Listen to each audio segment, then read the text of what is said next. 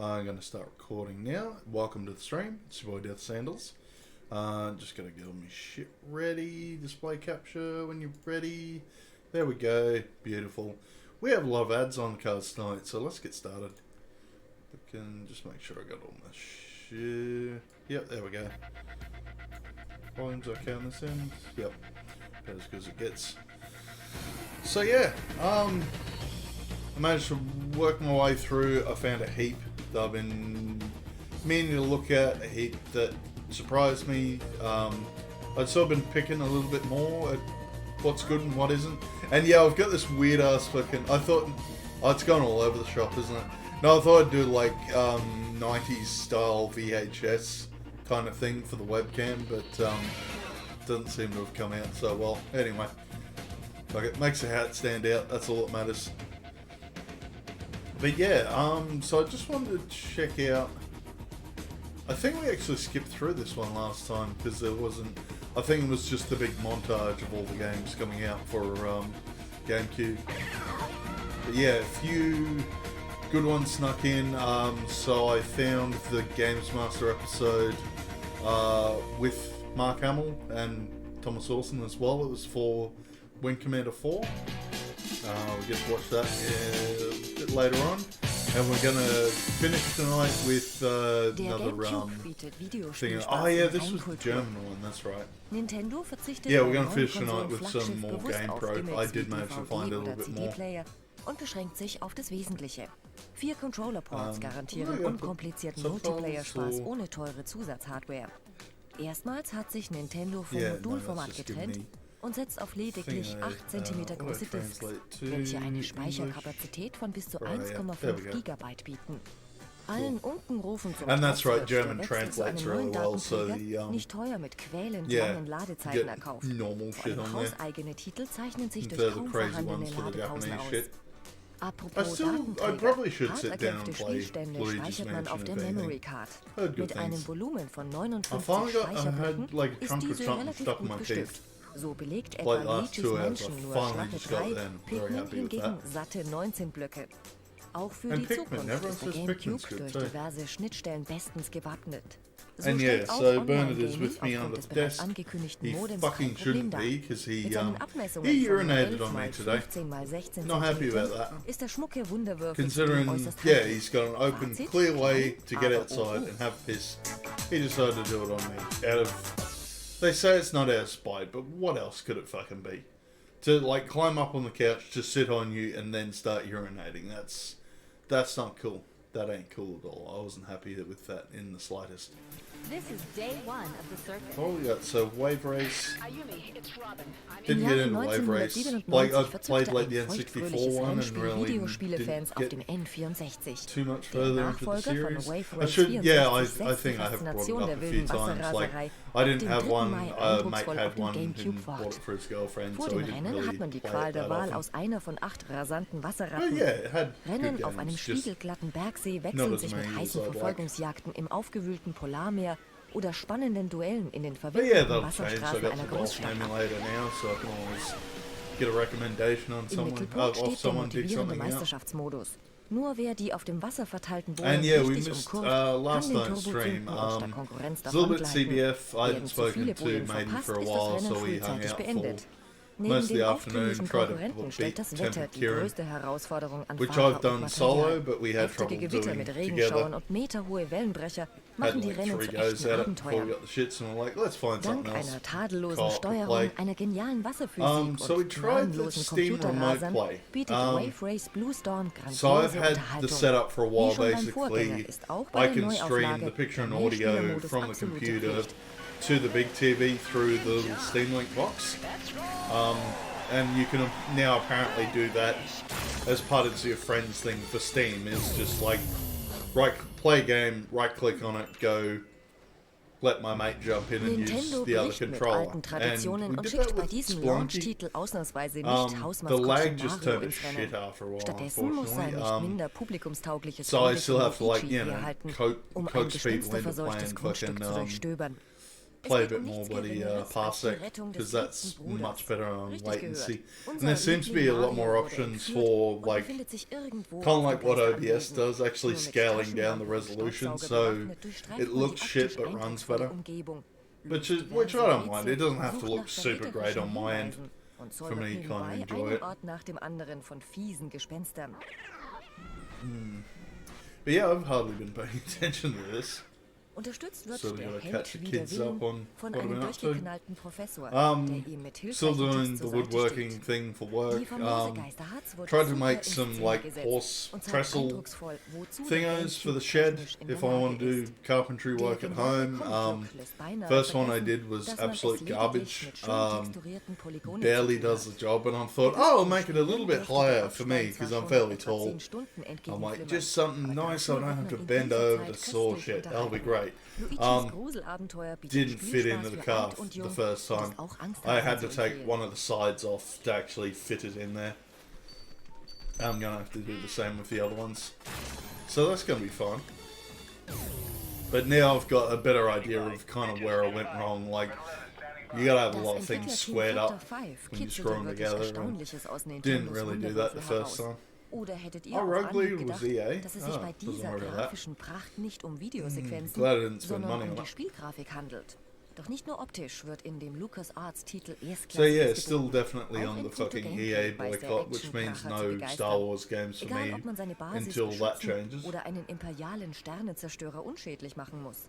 Ohne They die just gotta richtige make good Star Wars Taktik gibt es games, wenig like they Aussicht used auf to. Erfolg And I've still und got langes Leben. the back catalogue, Dadurch kommen like all the older Simulations- und stuff. I've still got Actionfreaks gleichermaßen auf at ihre least Kosten. 3 or 4 fucking Jedi Knight games to get through. But yeah, I've got this. Zudem ist es Oh wirklich no, I've mehr got als this now. I've got beeindruckend, Rogue als Squadron junger for Luke N64. I Skywalker was going im to sit down and X-Wing über den do Todesstern the zu rasen N64 one und first. dabei den pompösen Orchesterklängen zu lauschen. And it's weird, like, considering how often, like, I've got, like, such a good setup now, like, all the shit, Die Liste könnte man I can just unendlich click on it, weiterführen. play it, Mehr and it als fucking 10 works, freispielbare and I Levels, haven't really Bonusraumschiffe und sat andere down to Goodies play dienen much, als if I'm being So honest. bereitet And Rogue Leader auch yeah, nach that Wochen noch needs to viel change. Spaß. I need to knock some games off the polish and we'll play them on here, either way. Rogue Leader ist der ultimative Beweis für die Leistungsfähigkeit von No, Nintendos Rogue neuem Leader. Konsolenflaggschiff. Wenn man bedenkt, dass es sich hier um But die yeah, erste this gets me on. I haven't Softwaregeneration talked handelt, about The Mandalorian on wirklich stream. goldene I Zeiten quite like it. entgegen. Dickhead. Yeah, it's a step towards Star Wars not being shit. And it had a lot of things going for it that I liked, like several Jawas being disintegrated by the fucking rifle that Boba Fett had in fucking the Star Wars Holiday Special, the first canon appearance of Boba Fett. Still makes me giggle to think of that. And what was... Oh yeah, that first... I was sold on the first episode where you had the little fucking Jabba the Hutt's little mate. I always forget his fucking name. But yeah, one of his race like on a spit, fucking rotating, roasting. And another one in a cage next to him looking really fucking worried. I just thought that was hilarious. But yeah, it's got a few things going for it. So, The Mandalorian's Pedro Pascal, who was the Viper in Game of Thrones. And I think he does well for it. Like, you seem to, because he's always going to have the helmet on, I'm guessing, you've got to have, like, an interesting movement. And, yeah, like, he seems fit and fucking agile. And it sort of definitely comes out in his performance. And, yeah, I also got, Werner Herzog mixed up with, Jeffrey Rush for some reason. I'm sitting there looking at the guy going, wow, Jeffrey Rush has got a really good Scandinavian accent, but no, it's Werner Herzog. And that was Sonic Adventure 2, wasn't it? The first one was on Dreamcast. Next video is about Dreamcast, and it should be... It intrigued the fuck out of me at the very least, by the thumbnail alone. Never played Super... Oh no, I tell a lie, I did play... I think I played like a Game Boy version that was more of a platformy thing. Like nothing like this, but I remember it being shit. I remember not liking it that much. I think I borrowed it off a mate and just gave it Richtig back after a Freude week or statt so. Frust kommt erst auf, wenn 4 Spieler gleichzeitig mit den Affen um die Wette sausen. He gets spanked the other monkeys. Always a fun thing to do at a party after a few drinks. ISS 2. Mit der Fortsetzung der Soccer. erfolgreichen Fun games. N64-Serie versucht Konami, FIFA 2002 von der Tabellenspitze zu verdrängen. But yeah, no, I also Dafür worked wurde out sowohl why an I've einem been doing realistischen these Ballverhalten videos as well. als auch an I einer hohen am lonely as Spielintelligenz fuck. der CPU-Kicker I'm gefeilt. not gonna lie. Wer innerhalb der Meisterschaft oder im Ligabetrieb glänzt, I don't know, I erhält just als don't seem to Belohnung keep Extras wie neue friends Teams as oder well as I Streifen. used to. I just... But yeah, I miss that side of it. And it's cool just, yeah, speaking of rando strangers that pop in the chat every now and then. ESPN International Winter Sports. And yeah, have Lasst die Spiele met beginnen. interesting people Wer through sich von there, den like their other Medaillenflut der streamers, they got deutschen their own stuff. Olympiateilnehmer And angespornt fühlt, it's kann sort of sich nice of selbst them to beim take time Radfahren, out and Skispringen, give my stuff a Eisschnelllauf look. oder Curling probieren. We sort of, yeah, try to do the same thing. Bit hard with Australian streamers too, because Vor we all allem seem to be mehreren operating at the Spielern same kommt bei den time. Geschicklichkeitseinlagen Freude und Stimmung auf. Oh, that's the, you've got to do like all those combos and shit for ice skating. Ooh, yeah, that looks like fun. And, huh, never played this. Disneys Tarzan But, Freeride. Ich Tarzan, Yeah, du Jane in Gamecube. the Die Disney armen Tarzan Gorilla-Babys series aus den makes my Klauen PP eines hard. skrupellosen Wissenschaftlers zu befreien, Especially when eilt it's Tarzan Mini auf Driver unterschiedliche voicing her. Arten durch den Dschungel. Mal rast Oh, er it's auf einem just Holzstab fucking abwärts, mal hangelt surfing. er sich klassisch Oh, von like little Liane bits zu of Liane. platformy stuff. Because I didn't mind the PS1 game. Besonders jüngere I Spieler guess dürfen this ihre Freude is an dem sort of like einfachen that, but Gameplay that was haben. more like 2.5D. This seems to be proper 3D. That fucking lip movement though.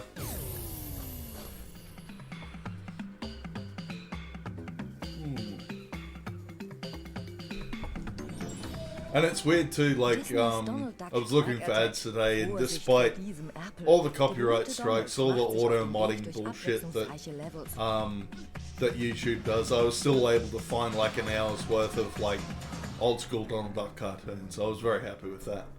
Couldn't pick and choose, like it was just a big 1 hour slab, but yeah, that kept me out of trouble for the afternoon. Gerade für jüngere Spieler interessant und spaßig. And it was sort of, one of them was kind of, had that racist sort of thing going on, like shit like that wouldn't fly in this day and age. I think it was like ants, but they were done up like sort of made up African tribal FIFA people. Fußball-Weltmeisterschaft 2002. And yeah, Den can- FIFA-Kickern hat der Sprung auf die neue Konsolengeneration sichtlich gut it, getan. it's weird that Spielzüge laufen like nun deutlich the amount of realistischer races ab they und auch an turned der into Ballphysik that haben sort die of Entwickler kräftig stereotype gefeilt. back in the day. Like I've seen, what was it, Dumbo had the crows, and yeah.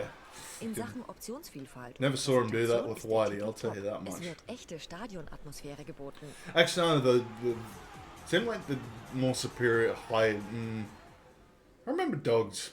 A lot of dogs were like generic, fucking stereotypical white people, I suppose. It was a weird time. Weird time for animation in general.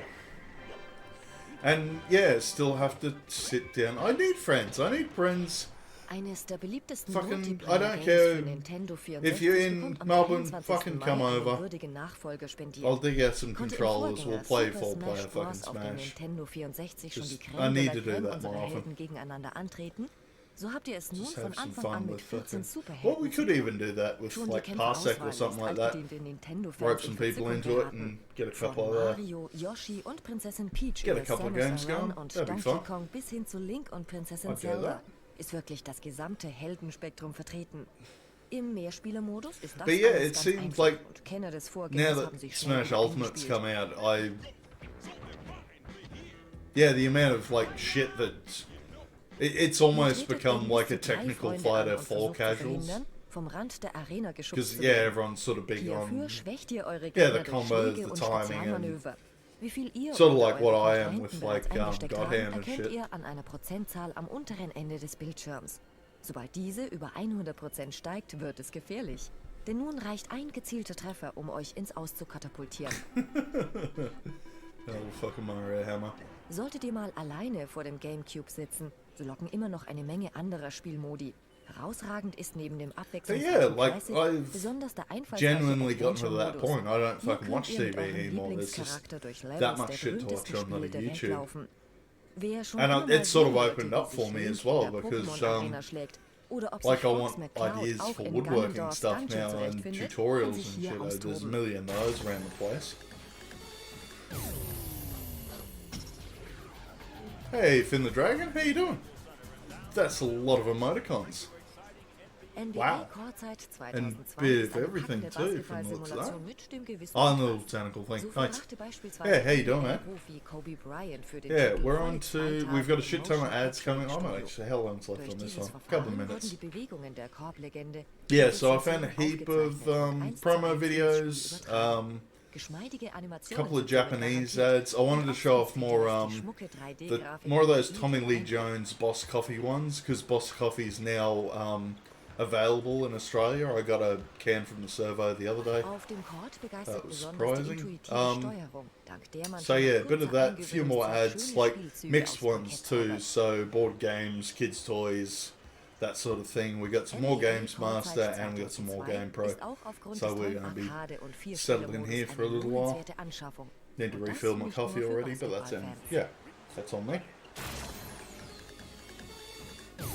But yeah, it's Sunday night. It's usually my time to fucking chill out. Wenn Mario-Erfinder Do und stuff Nintendo other than play Mastermind games. Shigeru Miyamoto ein Projekt in Angriff nimmt, dann kann man sich immer auf ein erstklassiges und vor allem innovatives Endprodukt freuen. And yeah, these Pikmin German macht da ones keine aren't Ausnahme. that exciting. Der Spieler I schlüpft in die want to Rolle find eines some more gestrandeten Brazilian Astronauten, ones. Like the welcher sein Brazilian gemähtes ones Raumschiff were wieder auf fucking Vordermann out bringen there. muss. They were very So strange gilt things. es, alle Raumschiffteile wiederzufinden, welche über den gesamten Planeten verstreut sind. Like there was one that Glücklicherweise was trifft er nach seinem Crash fucking auf die kids were Pikmin, getting chased eine around by freundliche someone with a Spezies, die chainsaw, then a pflanzenartig Nazi aus dem Boden rocked wächst up, und ihm and fortan hilfreich they're zur Hand just steht. certain things that you wouldn't see on like Western TV.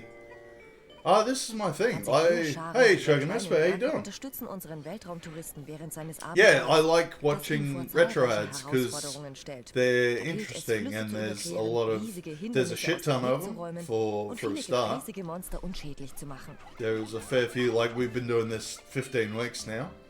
Die Art und On and Weise, off. wie das ungewöhnliche And Spielkonzept yeah, in Szene no gesetzt real wurde, shortage of macht them. Pikmin zu einem echten And Meilenstein.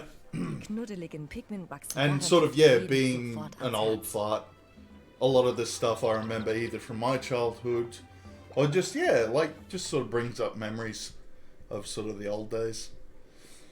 But yeah, I'm still enjoying it. There's still lots of stuff. Yeah, like this one. This one looked a bit unusual. I'm actually going to do the auto-generated subtitles because they're hilarious. Yeah, no, that's good to hear, Shogun. The yeah, because I'm always trying to plug the YouTube channel because a lot of people miss these because of time zones, but I'm usually uploading them straight on YouTube afterwards. And yeah, it's nice to hear you like the stuff, man. But yeah, this seemed to be the actual the press conference launch for the Dreamcast, and it has a special guest, which I noticed in the thumbnails. We'll be seeing in a second. And I love doing this too. I love watching the ads with the automatic auto-generated subtitles because it always botches fucking Japanese. Eating me? Anna. Yep. And I've sort of been, yeah, I've been picking up more and more words in Japanese because I'm, that's been part of the warm-up, just watching a little bit. Yeah, actually doing like this learning program. But,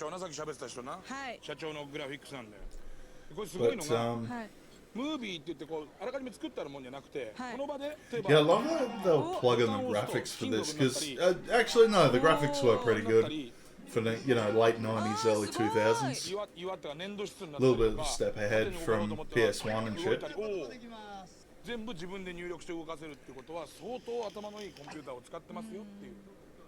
And we sort of, it's sort of been interesting to look at, like, a lot of companies, business-wise, to see, like, the shitty business decisions that Sega made that sort of knocked them off the top spot, because they were, like, up there with Nintendo back in the day. Yeah, I missed out on the Dreamcast. I was at uni at the time and I couldn't afford one. I had like my garbage PC from the high school days, and I just spent most of my time playing like Daggerfall, if I remember. And oh yeah, Quake and Unreal Tournament. We were kind of flogging that at uni because that was the first time I started playing network games.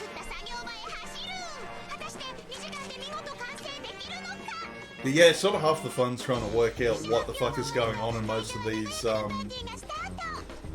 fucking videos as well. Oh yeah, Sega goofed something shocking. Just like, yeah, from about Sega CD onwards, we've sort of worked out that they've, done some stupid decisions. I'll break your nose bone, what? T-shirts. Okay, so yeah, I've watched a little bit of this. Apparently, she's got to wear the T-shirt and get it all signed from producers and shit. Ah, you were a kid back then. Yeah.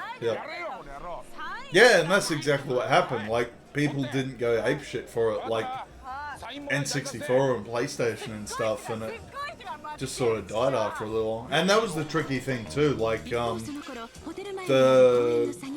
what might have done really well in Japan would not do as well in the West, like usually because of shit marketing. Like, we've watched a lot of stuff about the PC Engine that became the TurboGrafx 16 in the West, and the games they released, just sort of weren't up there. They looked a lot better. Technologically, they were better, but yeah, just shitty marketing on the on that side of things. Ah, yeah. So this is something Naka, but this is the guy who made Sonic the Hedgehog, and he's absolutely boring as fuck. So we've come across some of his stuff earlier.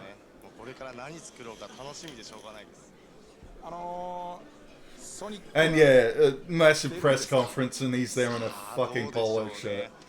Typical fucking programmer.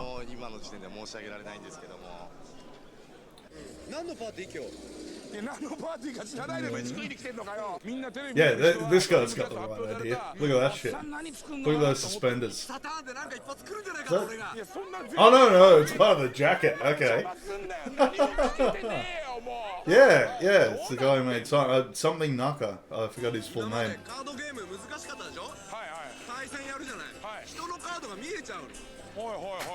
But no, we're hanging out for. There's a guy that is what made the Saturn big. A specific fellow that did a marketing campaign for the Sega Saturn. I'm kind of waiting to see him.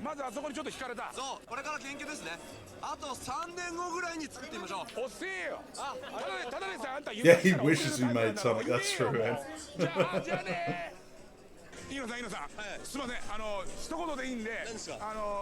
And I can't read kanji, so I've got no idea, like, who each person is. If I recognize them, I recognize them,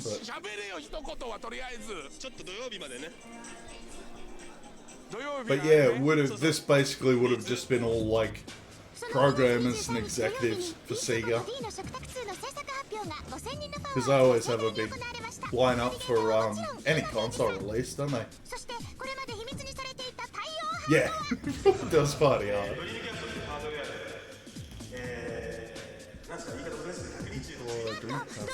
Okay. Yeah, I love that this was like the one of the first games that came out, D2. You remember D, the shitty fucking FMV game that was on Saturn that no one ever played? They made a sequel, and it's fucking weird. Yeah, they sort of rip off like the John Carpenter version of The Thing. So you're rolling around the snow in a business suit, shooting mutant aliens with fucking machine guns. Oh, fuck. Suki-san. Okay. It was only booby punk. Yeah, I heard, I found a long play and it gets crazy by the end of it. Just some of the bosses later on are a little bit sexual, I'm not gonna lie. There's lots of vaginal imagery. It's a strange bosses. 簡単にできちゃうんですよ。作りたいゲームは何本ぐらいあるか。ドリームキャストですか。はい。5つぐらいかな。まず5個ぐらいも頭浮かんでる。楽しみにしております。はい。どうですか今回のドリームキャスト。期待できますよね。またね。新しいなんてモデムとか PDA でねデータ交換とか。Yeah, that's right. It actually had like a built-in modem, and you could go online with it, but they only had shit for it in like the US and Japan. Yeah, definitely couldn't afford a bloody internet connection as a uni student. Holy shit. Fucking expensive back then. Because it was back in the days where they'd charge you based on time rather than like data downloads and shit. No such thing as unlimited downloads. It was all time based. And holy fuck, yeah, you'd blow through it fairly quickly. And there was old things of, yeah, like it was all off your phone lines, so you'd be on the internet, if someone rang on the phone, it'd drop out the connection, fucking, not this page. This fucking boy here. I forgot his real name. But yeah, so we've touched on this guy previously. He played a character called Segata Sanshiro, and he was like this Aikido fucking judo guy, and would just randomly bash up people and say, "You must play the Sega Saturn." They never called him after the Saturn fucking finished up. Oh, do we get it? Yeah. They did like a fucking pun of it. So the song was Sega Saturn, yeah, Segata Sanshiro, Segata Sanshiro, Sega Saturn Shiro, which is, yeah, you must play the Sega Saturn.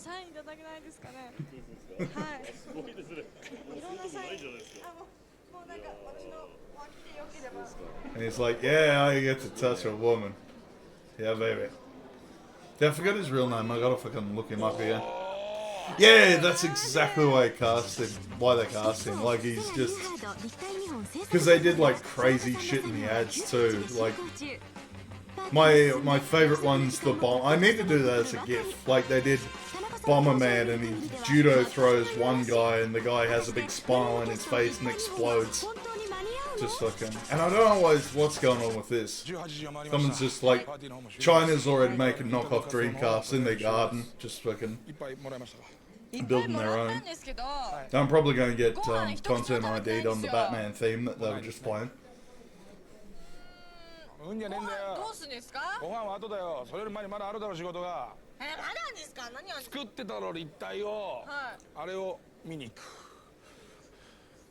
What's he doing? Was he going to go off for shit before he hit the buffet? I don't know. But yeah, just no idea what this guy's doing.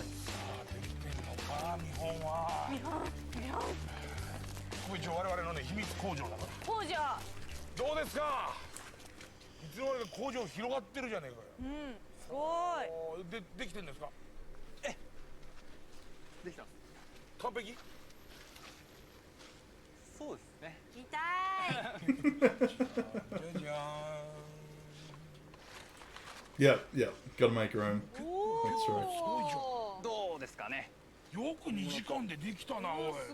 Oh yeah, so they were looking at this guy and he was like sketching it as... So these guys must be like media dudes or something, and they're there for the thing, and they're like, yeah, we'll just make our own, just draw it and fucking carve it out or something.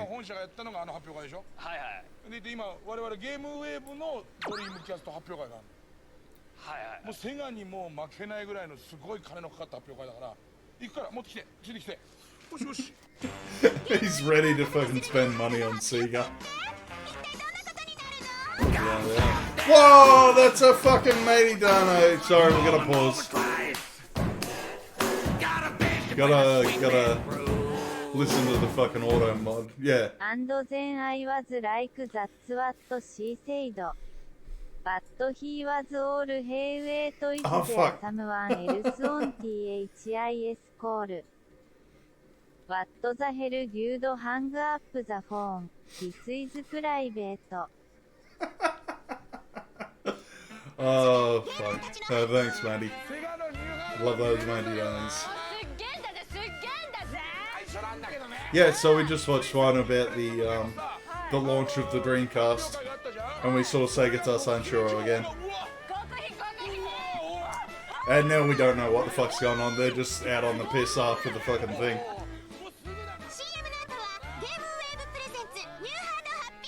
What else do we have going? Yeah, we had... I was trying to find more promo stuff because we found interesting promo stuff last week. So I found, like, the company that... there was a company that made... They were Australian based and they made shitty knockoff NES games that didn't actually meet Nintendo standards. It didn't have the fucking seal of approval. And that company is actually still around today. They're the ones that distribute my flight stick that I use for Elite Dangerous, the Cytec one. And we also saw it was like the CDI, except it was all built off like the fucking Windows 3.1.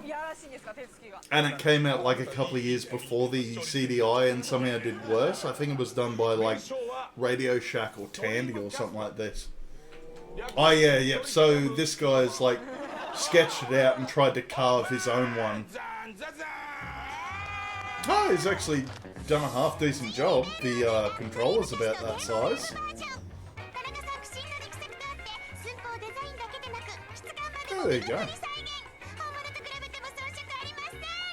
Yeah, I do play a little bit of Shogun, just every now and then. Like, I don't do it on stream because it's a fucking time sink, but what I've played, I kind of enjoy. Like, I've been doing a lot of deep core mining runs to get low temp diamonds and void opals, and very profitable. More profitable than the fucking slave trading I was doing previously. And yes, I did say that out loud. Oh, he's forgotten the triggers. Oh no.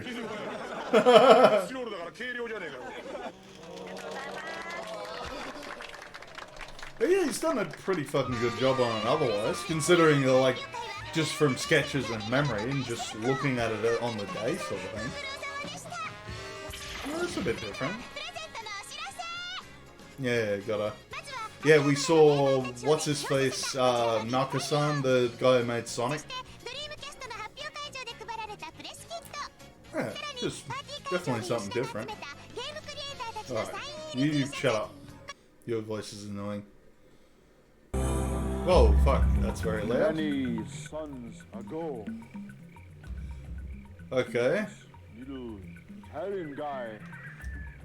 Fucking Orson Welles got some shit jobs at the end of his life, didn't he? They call him Mario. And my people. We actually did have an ad last week with Orson Welles on it.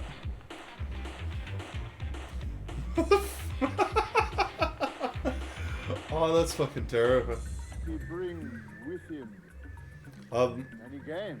Chatbot saying that's a recent video. That's not a recent. Toonstruck is not a recent video. That was a couple of months back. There's a child in us all. We all want to have fun. And electronic games and video games represent an at-your-fingertips play experience. They're pure old fun. I don't know what the sound quality is like for you guys, but it's fucking garbage on my end.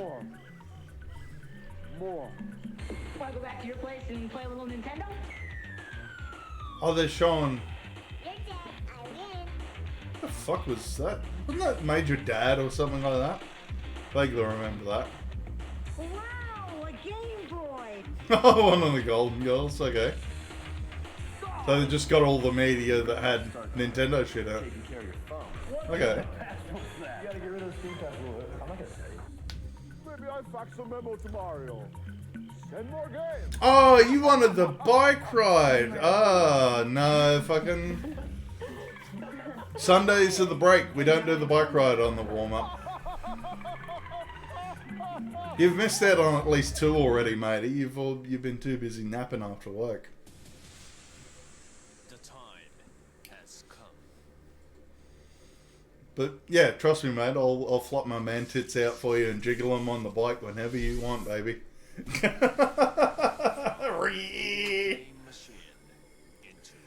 I love they're getting the Japanese guy to try and speak English. It's awesome.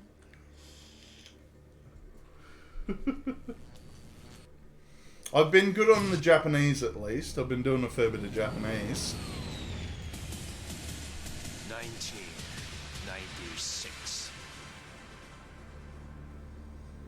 And what was it? So this... Yeah, I didn't really know much about this. It was Sega Net, but I couldn't figure out what system it was for. Network. Revolution. Revolution. And I'll put in some... You see my fancy filters, so it looks like I'm in the 90s on my webcam. It's been a hard day. The cat pissed on me this morning. Oh, and the host.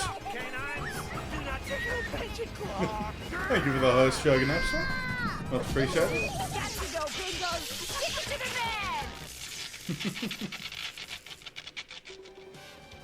No, I was trying for something different. Because I wanted to try and do, like, I think you can get VHS filters, but I don't know whether they, like, integrate with OBS or not. Oh, it was for Sega Saturn. Okay. So, wow, they actually had, like, internet shit on Sega Saturn in the mid-90s, before we even got the fucking internet in the West. Wow. That's nuts. Look how fucking quick that's loading! That would have taken 20 minutes for anyone else in the world. Jesus. Yeah, can I just turn off the webcam? Oh no, I can turn off the effects, that's right. So I can turn on, and now it just looks boring. It's not exciting, it's not 90s. Fucking putting that shit right back on, thank you very much.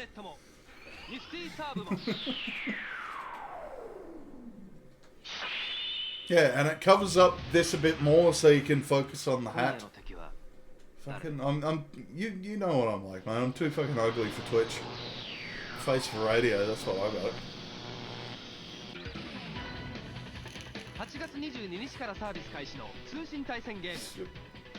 Okay, apparently an alien's gonna have a match with Santa. Okay.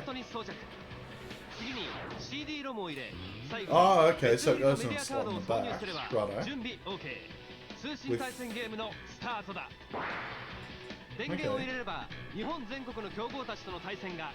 Expand. What the fuck is that?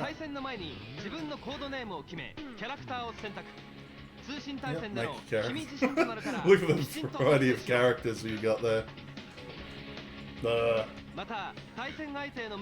Oh wait, no, it's Oogie Boogie from The Nightmare Before Christmas. Nice. What do we got? Meru, Shiburi,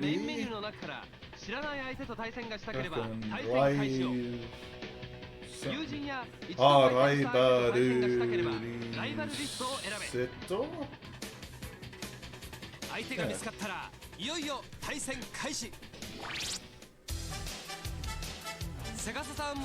God, imagine trying to play fucking... You know, you need like split-second reaction times in Virtua Fighter, and you're trying to play it on a fucking dial-up modem. Really? Fucking Japan had it good back in the day, it's not fair.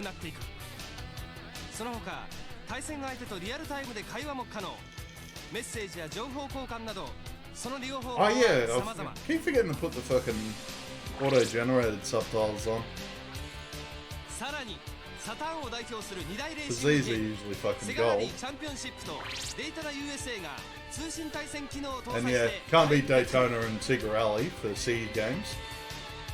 Because that was, yeah, I think that's one of Sega's issues too. They were basically stuck in the arcade era without realising that arcades would eventually fucking die out. I've heard good things about this Cyberon Virtual Troopers or something. I can't get it to work on my Saturn. You need like a second, you need to like load up your second controller, and I can't really figure out how to do that.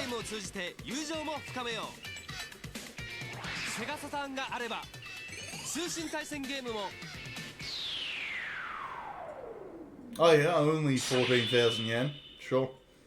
So what's that? Fucking $150 US in 1996?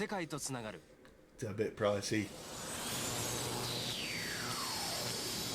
Because I couldn't get over, we were watching the Gamesmaster episode the other week, and it was just on the cusp of the release of the Saturn and the PS1. You could import them to the UK from Japan, but it would cost you £700 90s money. Fuck that. Could not get over how fucking expensive that was. Like, I know imports are usually a lot more, but yeah, didn't think it'd be that much more. Show me the boobs! Give me the boobs! Damn it! Just an island full of treasure chests. I didn't want that. I guess treasure chests, if you from a distance they look like nipples, you know. It's what you did as a kid with internet porn. You had to fucking use your imagination for half of it.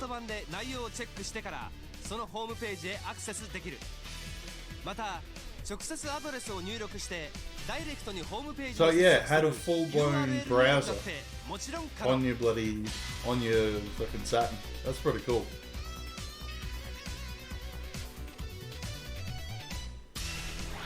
Because I still remember the first time I saw the internet. Went to my uncle's place in Brisbane in about 96, 97, and we saw the Disney's. We could only get to like Disney's homepage, and it had ads for like Toy Story. That's literally about all we could fucking see on the internet connection. Had nifty. Okay. And the fucking audio's gone shit again. Oh, you could set your own fucking servers and shit. Or pick a server, yeah.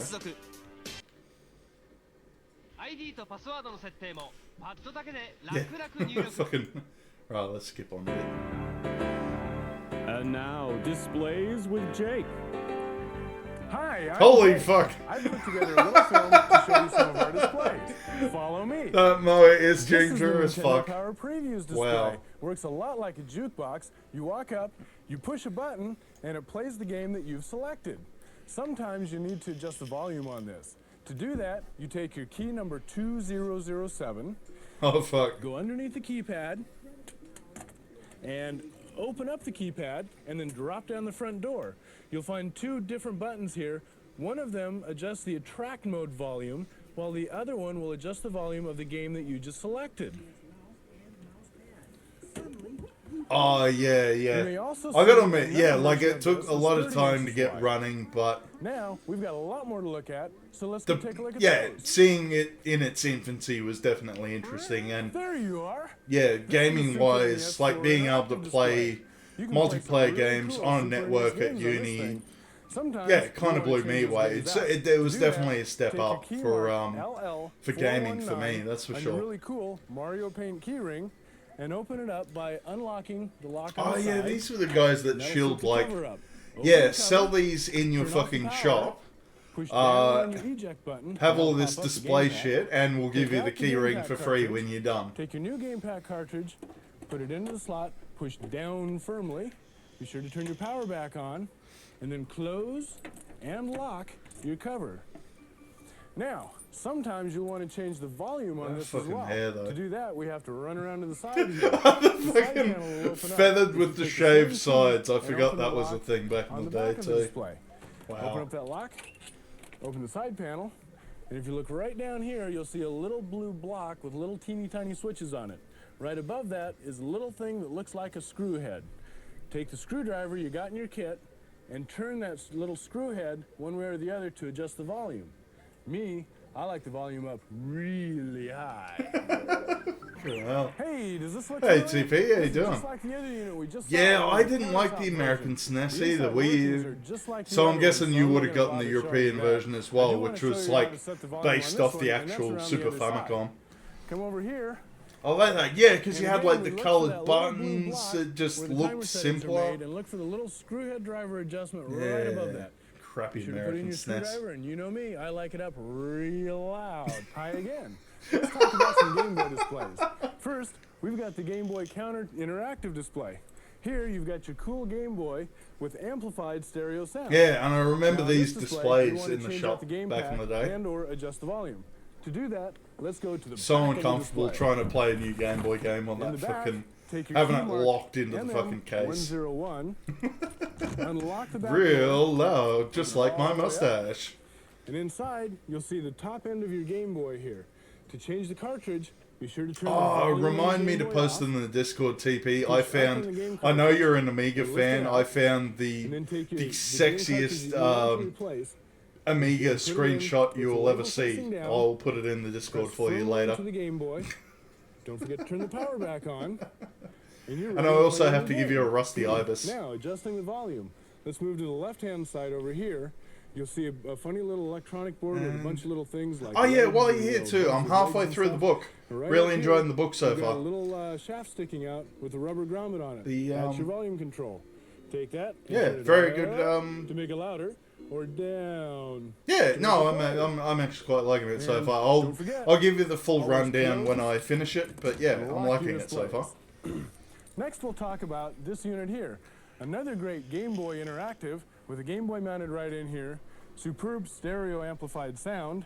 But in this one, we've added some really And if you cool would like me to special shield on here, electronics I'm more so than we happy can to watch shield the on game here. being played on a TV screen. Now here we don't have to get into the back of the display. Oh, Metroid To 2 change the though, game yeah, cartridge or I adjust didn't the mind volume, that. we simply open the front panel by using your MM101 How many fucking key keys again. would you need to get this going? Turn the Wow.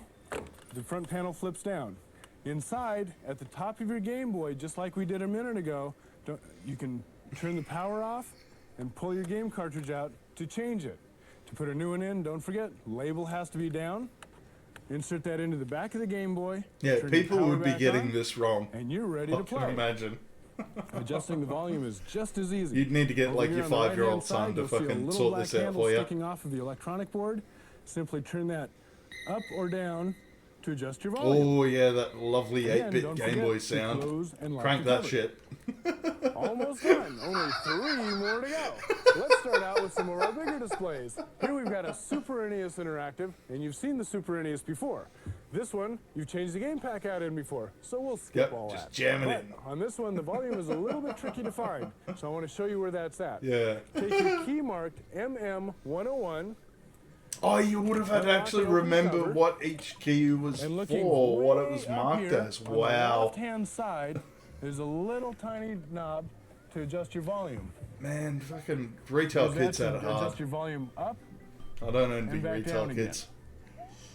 Be sure to close your cover and lock it. Another display that's very similar to this, and another gargantuan in size. But look type at those display fucking shaved is this one sides, right like. here. On this one, we have both the NES and a Game Boy. On the NES side, I want to show you how You to can change the imagine game some pad like some and collector adjust has the volume on managed this to one. We haven't seen the find NES this on a before. warehouse somewhere, dust Again, it off, using your key number and have it as their own display MM101, thing. Unlock the cover, lift it out of your way. And wouldn't let their kids play it. No And fucking inside way. you'll see the Nintendo So it's a Entertainment fortune, System Billy. You control don't get to touch To it. change a cartridge, press It's your power daddy's button, nostalgia. lift the door, Okay, boomer. pop out the old cartridge, and take the new cartridge that you want to put in, label facing up, stuff it in there, and push it down. Pop down that door, push the power on, and you're Also ready to says play. nothing about having One to more thing before blow we get inside outta the here cartridge when they're is playing this up. volume control over here. You've seen the board before, you've seen the silver shaft before, and there's a little rubber grommet. Just take it and turn your volume up or down, and you're I all want set. that fucking t-shirt too, the forget, one that's just got the close the NES door, cartridge on the front that says blow me. Look how much Okay, trouble over here he's on the Game having. Boy side, again, this is all part of this one great display. And one more time, we put those really, really special electronics in here so you can see the game on the TV screen. The Game Boy down here is mounted into this cover. To change the game pack or adjust the volume, one more time, take that MM101 key, you ought to know that number by now, push it into the lock, unlock, the whole cover comes out, but be careful not to pull too hard, you'll yank all the wires out. Inside, you've got access to your Game Boy cartridge, and you've already seen how to change that out. Down here, you've got your electronic board with that real familiar silver shaft and rubber ground. Oh yeah, it also says nothing about actually, like, you know, switching off the power and isolating it before you fuck around inside it. That's usually a good idea. Like, that's probably triggering every electrician that's watching this. Jake's journey is almost over. Yeah, no, I agree. I absolutely agree. Because you had to, like, hunch over the whole fucking thing, and you couldn't, like, move the screen anywhere. Yeah, I remember those displays. God damn it. Pretty cool, huh? Fucking face, though. Holy shit. Okay, with this thing, all three sides are set up pretty much the same. They've got the unit housed inside of a drawer where you can get into and change the game packs out. Let's see how we do that. Underneath the center of the drawer, you take and the Game Boy glare. Yeah, I forgot about that too. Into the lock, you turn the lock, and then pull your drawer out as such. It's amazing playing them on emulators these days, because I remember Blur. The Blur was a real thing on the fucking Game Boy screen. And obviously, we want to close and lock the drawer down here. That leaves just the volume control. Same with the NES too. I like how NES emulators have gotten rid of like the flickering that happened on all the sprites and shit. Feel around, you'll find a little black tube down here. Take that tube and turn the volume up or down as you see fit. Now you know me, I like the volume up really high. How did this finish just like that? That's awesome. Alright, and I got one for the younger crowd. The introduction of Xbox Live. I am now loading Acclaim's Revolt. I will soon experience complete oneness with an interconnected global community of game warriors. I can feel the energy flowing through the high-speed really high cables. Dude, who are you talking to? Are we gonna play or what? Patience, Grasshopper. One must learn before one can dominate. Forget that, let's play! Standard fucking Xbox player in the early 2000s. Chuck, you cool? Holy shit. I missed out on the headsets. I was on PC, so it was quicker to just fucking type Once you normally. sign up, you never have to do it again. Plus, you get to pick your gamer tag. But, you know, your online identity. Mine's Dark Master. I play every game as Dark Master, and people are starting to recognize who I am. Oh no, not Dark Master.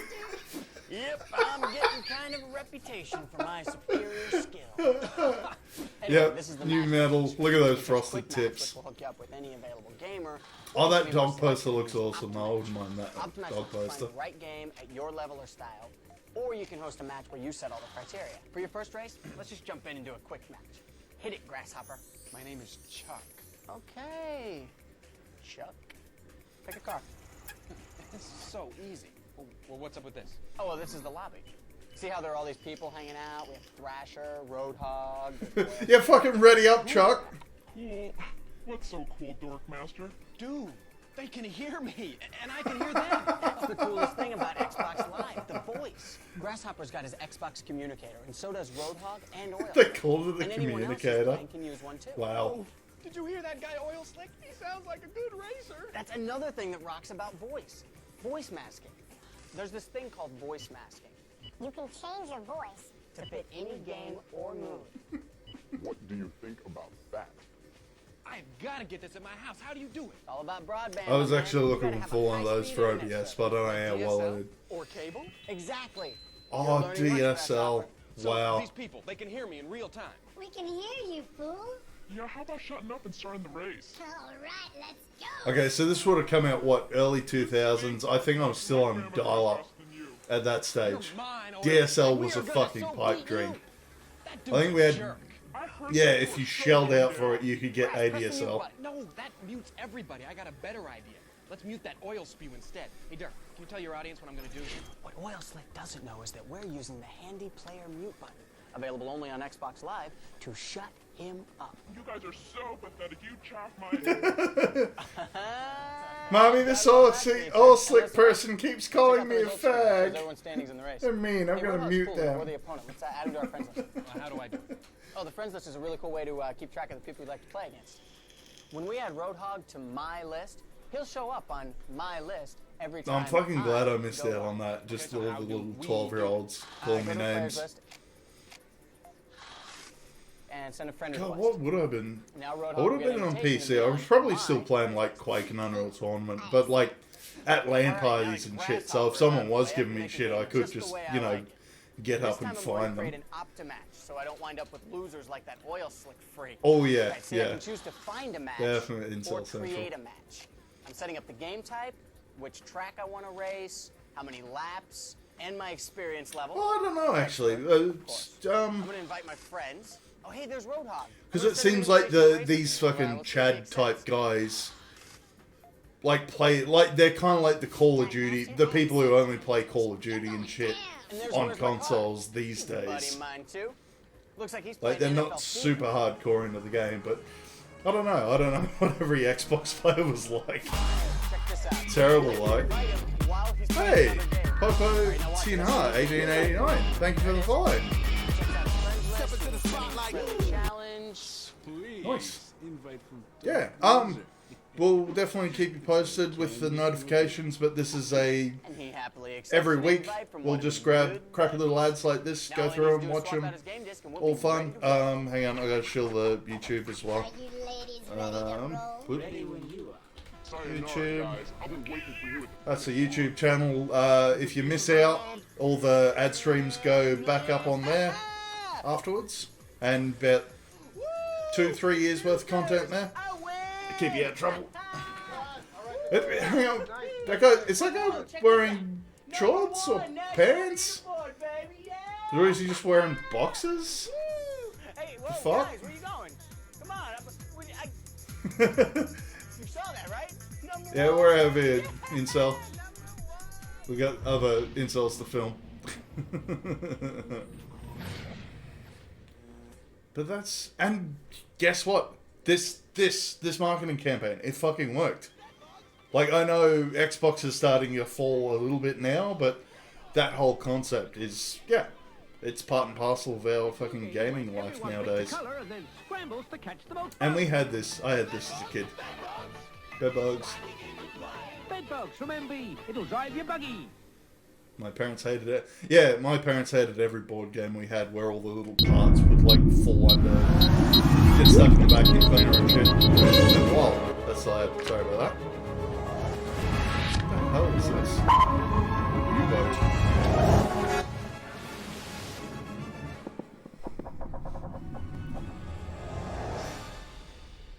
Tactical board game. That looks new. Okay. No, I want a retro shit. Fucking hell. Anyway. Shoots Away is so much fun your kids may Yeah, never Dick stop Van playing. Dyke. Go Nice. through this viewfinder, pilot the plane over a target, and drop an air rescue parachute. Shoots away. Got. Darn it. Shoots away. Okay, Dick, we got it. Shoots away. Man, that was fucking. Shoots away. It was sort of before The my rescue time, but I target know unit. Nolan Shoots North away. mentioned it on Retro Replay at Shoots some point. away. Man, that Dick, was boss as can we go fuck. home now? I'm gonna have to find that somewhere. Gabriel. What we got? Oh yeah, Tom Lee Jones ads. So I was saying before that we now get Boss Coffee in Australia. I got one from the servo the other day.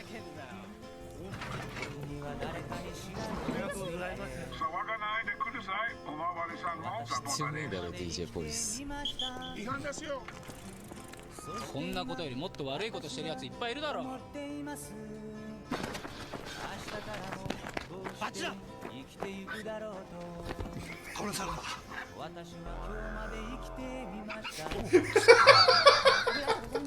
りさんいつもありがとう Save the people from that evil monkey. ただ私は今日まで生きてみましたおまわりさんって大変っすねこの惑星の大きい平和は小さい平和の積み重ねだ缶コーヒーのボス And oh, this guy's crime has been fucking committed. ages, this one. These detectives have been assigned to the Well, case. it's a couple Their of- job: round up the suspects. And that's Oh, what actually you no, try we to did do see when this you one play last week, Mattel's so new we'll lie detector game. I will skip this the one. exciting new game of science. But yeah, I do enjoy watching like the 60s and 70s ads just to see what we missed out on. Didn't seem like a lot. I think the most exciting thing was like the Dick Tracy two-way radio he had on his wrist, which is then attached to like an actual radio aerial that comes off your belt. Alright, you're gonna try and not kick your cat. Good, you bug it off.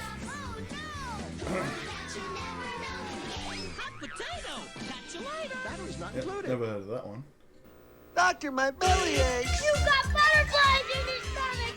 You got a Charlie horse. Operation. A broken heart of course. Operation. The whitest cramp is true. Operation. And I'm the doctor for you. Operation. Remove the pieces and collect your fee, but don't touch the sides. Water on the knee. Operation. $1,000 fee. Operation. Pay a rib or two. Operation. I'm the doctor for you. Next, please. Operation from Milton Bradley. Oh, the dog operation's gonna be interesting. Battleship.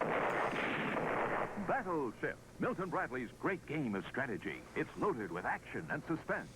Play it anytime, anywhere. I love all the marketing tricks they use to try and sell these games.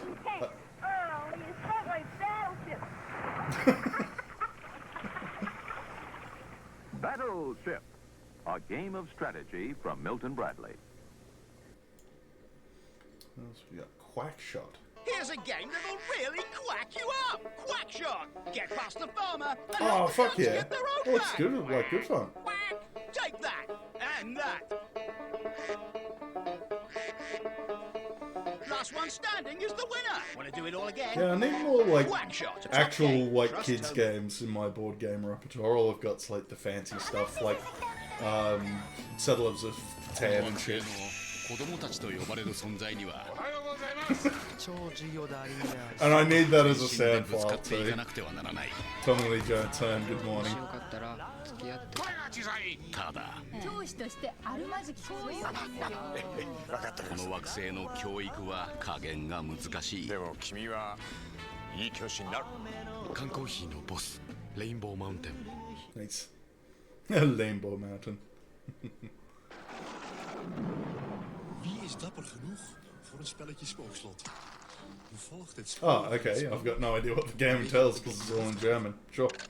Precies. Holy fuck! That kid got the shit murdered out of him. Wow. Spookslot van MB. Oh yeah, I want this. Oh, this is really no respect. I can't win in my own game. Yes, you can. Did you hear something? Only you can hear me, Rodney.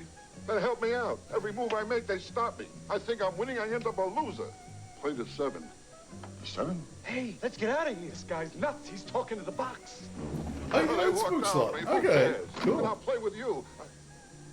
Look at this. I worked out of myself.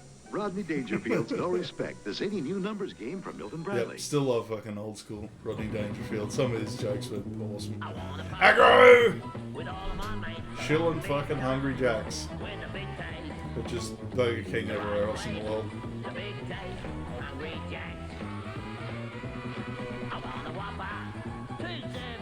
Are you ready for your internals? Your tongue is bigger than your eyes.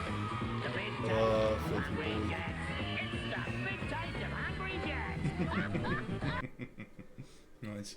Oh, here we go. We got the Gamesmaster episode. Except it's going right to there. There we go. Yeah, so I've still got a heap more of these to watch through just in my own time. But I've got to do like season 4 and 5 onwards just because it's getting out of... It's into next gen territory then, so it's... Yeah, it does have like the Saturn and the PS1. A few more 3D things to check out. And they do a fuck ton of... what's his face? A lot of VR stuff that sort of made the rounds. We've lost him.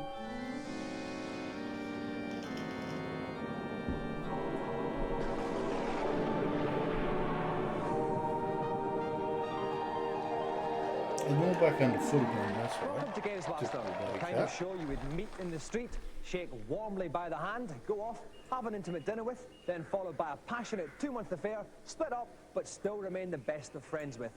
On today's show, we're featuring men and women whose job it is to dress up in lurid spandex costumes in an event we call Gladiators, Hard, Don't Make Me Laugh. How much more fucking British can you get? Those spandex-clad superstars, the gladiators, have something of a reputation for being hard. But I wonder if they're up to the challenge of a no-holds-barred scrap on one of the next-generation consoles.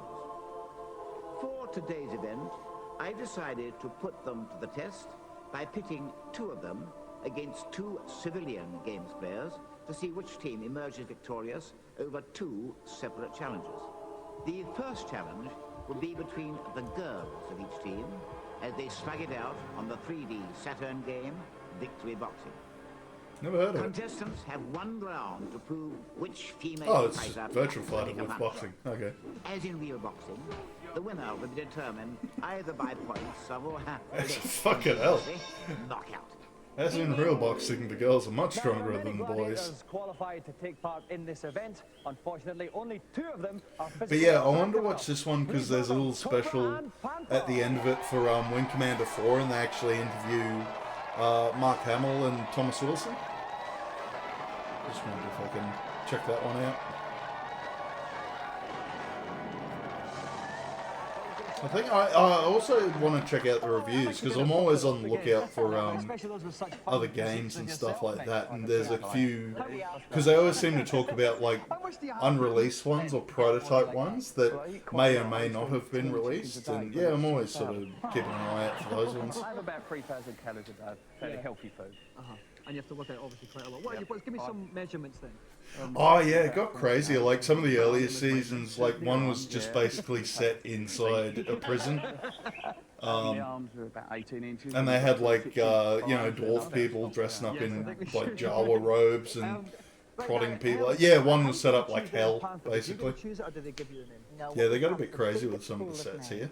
And when we go for the interview to do the strength test and what have you, they look at you and they say, oh, she looks like a panther, and that's how I got it. And that was, I have found that too, like, because they were getting more revenue from actually needing the TV license in the UK, like the shows seem to get a bit of a budget bump as well. When is he going to retire? Because he is 74 Just, years yeah, old certain now, things had like pretty good production values for the Looks time. like Maxwell's love child, doesn't it?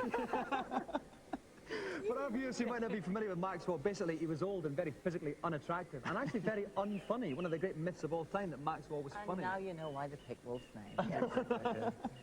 Okay, well, we have 2 gladiators of our own who are going to take on Cobra and Panther tonight. Please welcome Pushpa and Spiros. And yeah, we sort of, like, I sort of keep an eye out for the interesting guest stars that they have on here as well. Like, I can remember Mortal Kombat came out for the first time and they pitted the actual, like, rotoscoped actors for Johnny Cage and Sonya Blade, made them play together. Take That's been on here, fucking, a lot of British football stars. I think Vinnie Jones was on a few times. No, not really. Right, that's it. Oh, that's a bit of pre-match tension starting there already. Spiros, if you were on Gladiators then, what event do you think you would handle the best? Atmospheres. Do you think, I almost think that would be the toughest one. Yeah. Red alert, red alert. Hairs on your chest. Oh fuck, I wouldn't mind. You're quite a very smooth-chested man, aren't you? Yep, need it for aerodynamics, so they can go through the rings. Okay, right then, while Mick and I compare chest here, we'll take a look at today's news. Nintendo's Ultra 64 is finally being unveiled tomorrow in Japan, along with 10 games. And if the rumours are true, the machine's more fun than my mum. Details of the launch are more fun than my mum. Rare, makers of Donkey Kong Country and Killer Instinct have 5 games up the spine. Yeah, so back when they were calling it the Ultra 64, hadn't settled on Nintendo 64 yet. Edge Flight Simulator seen on Gamesmaster a couple of weeks ago, and because it's Jimmy Nintendo, there'll be a brand new Mario game just for a laugh. The graphical power is said to make the PlayStation and Saturn look tame. Keep watching Gamesmaster to find out, because we're the tops. Just going on test in London is Namco's latest arcade game, Time Crisis. It's the first arcade game to have a forklift truck that falls over. It also bears more than a whiff of Virtua Cop, but as well as a gun, players have a foot pedal, which allows them to... We're going to play Virtua Cop on here at some point. I did enjoy that as a young. There was specifically like a Windows 95 version of it as well. Over in America, top movie nice guy bloke Steven Spielberg. The line is shorter. And yeah, I didn't hear anything about that. So there's Spielberg making a fucking internet cafe for young kids with cancer, I guess. Take part in games like running races, demonstrated here by Fat Gulf Warbler. Because I remember, like, he sort of had a hand in a lot of games back then. So on this stream we played Director's Chair, which you got to play, make your own movie basically, starring Jennifer Aniston and Quentin Tarantino and Penn and Teller. Produced, so yeah, like DreamWorks Animations produced all the Goosebumps games that came out. They definitely had, yeah, fingers, a lot of fingers and a lot of plies, old DreamWorks. Kirk Ewing. Kirk, welcome. Hi Dominic, you're looking fantastic today. Thank you very much, Kirk. Would you like to give our ladies some tips then on this fine game? Well, I think the best thing the girls can do is use their speed to move around the opponent, picking them off with jabs, trying to leave them open for a big hook. That's classic Bruno technique there. Certainly is, Kirk. Okay, we're going to have 1 3-minute round there. Hopefully one of them will be on the deck by the end of it. Best of luck, Pushbar. Best of luck, Panther. Let's come out fighting. So, Pushbar's boxer is black hair and pink shorts. Panthers with ginger nuts in the blue shorts. And they're part of the Teddy Bear League. Okay. Orange one with D beside it. That's the damage done. Panthers has hit 0. She's down in a floor for the first knockdown. You can see the count coming up there, Kirk. Pushbar did very well there, working nicely behind the jab. It's exactly what we were telling him to do. Panther leaving enough time on the floor there to get her damage bar back up, coming in with some big... I still love that too, like the fact that Nintendo's Punch-Out had set the bar for boxing games for a very long time. It's only when EA sort of jumped in and did like the ultra-realistic ones that things changed. Cause as much brain damage to your opponent as possible. And they're certainly doing that, these two fine females here. Okay, at the moment the energy bars, Panthers is getting low again. She's going to have to be careful there. We've got about 2 minutes 7 seconds left on the bout. Panther gets the second knockdown there. Bad news for Panther. I mean, what she really could try to do is maybe a bit of work on the kidneys, try and get some body blows in there and affect some of the lower body as well, because she's concentrating on the head a little bit. Get some top lady-on-lady lower body action. That's what we like. I think that's what we're after. Okay, Panther's up there. One more knockdown, of course, and Panther will be out, but by a technical knockout. So Pushbar's probably going to move in for the kill, but she's backing off a wee bit here, Kirk. Yeah, seeking the sanctuary of the ropes there. Maybe just a little bit worried about the power behind Panther's... Oh, you're going to let this drag out for a whole round? Oh, never mind. Fight's over.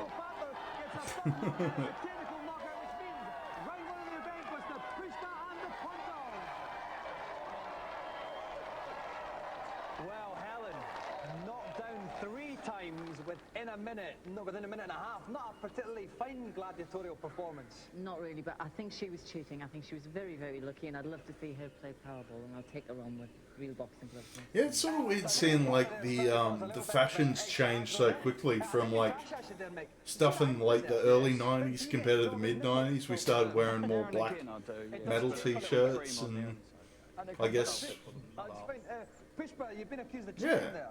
Yeah, just a lot more people wearing black than there were in 1992. What were your best tactics then? How did you win that?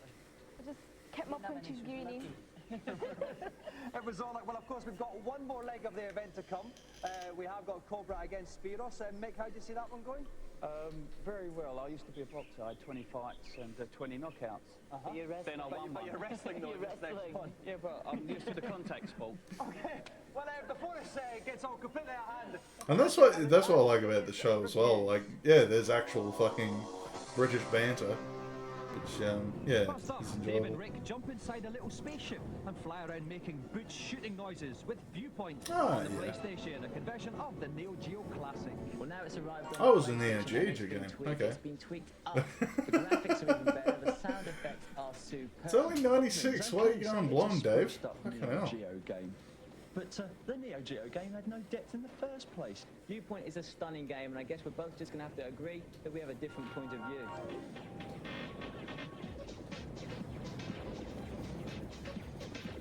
Yeah, I've got that tucked away in the emulator somewhere. Might dig it out. Now, Now, most next-generation beat-em-ups have 3D rotating polygon texture map bitmaps with Gurad shading. Golden Axe the Duel, doesn't. It's a Golden Axe beat-em-up. And what you do is, you play as the characters from the original Golden Axe. People like Gilius the Dwarf and Axe Battler, but in a duel. They fight each other. You kick the little dwarfs and elves that run along to pick up potions to give you your special moves, and to pick up chickens to give you more energy back. I'm sorry, but as beat-em-ups go, this is far too rooted in the Street Fighter 2s of yesterday. Should have been more like Tekken, or possibly even Street Fighter 2.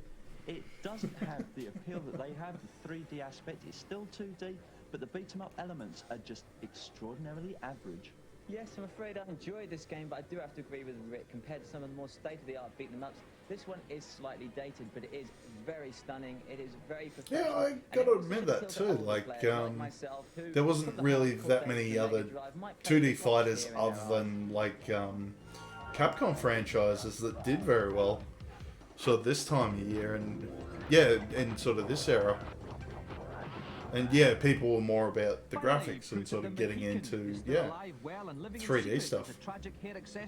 And I was looking for this game too, because it looked like, lots of crappy CG FMV in it. Alone in the Dark and Rebel Assault. The shoot 'em up sections are very, very basic, but all you're doing is controlling a crosshair and trying to shoot the enemy. Axe Battler with absolute conviction and without giggling. I'm impressed. Doesn't stand up to the Alone in the Dark games or even ecstatical. You gotta love the professionalism of 1996 game journalists. Fucking. Are just too difficult to perform.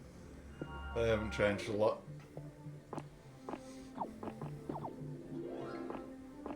Oh, my favourite rating. Nice. I love that. I'll just stand next to these barrels and shoot them. Nothing too bad will happen. Welcome to the cinema of science fiction.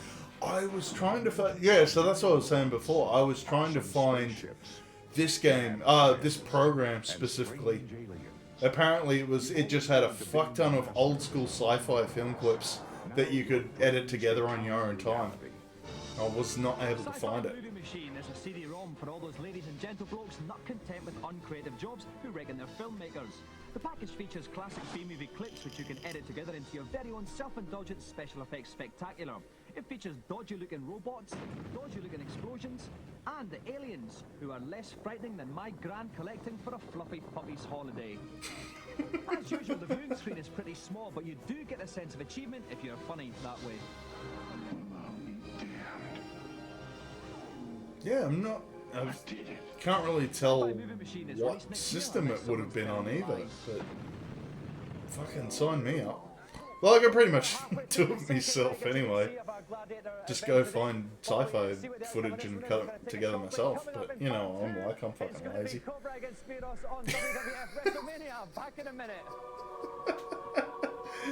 Oh, that's fucking hilarious.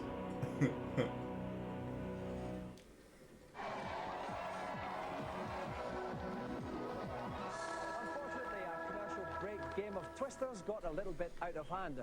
While I try and revive our competitors in time for the second leg of our Gladiators event, we'll take a look at today's feature.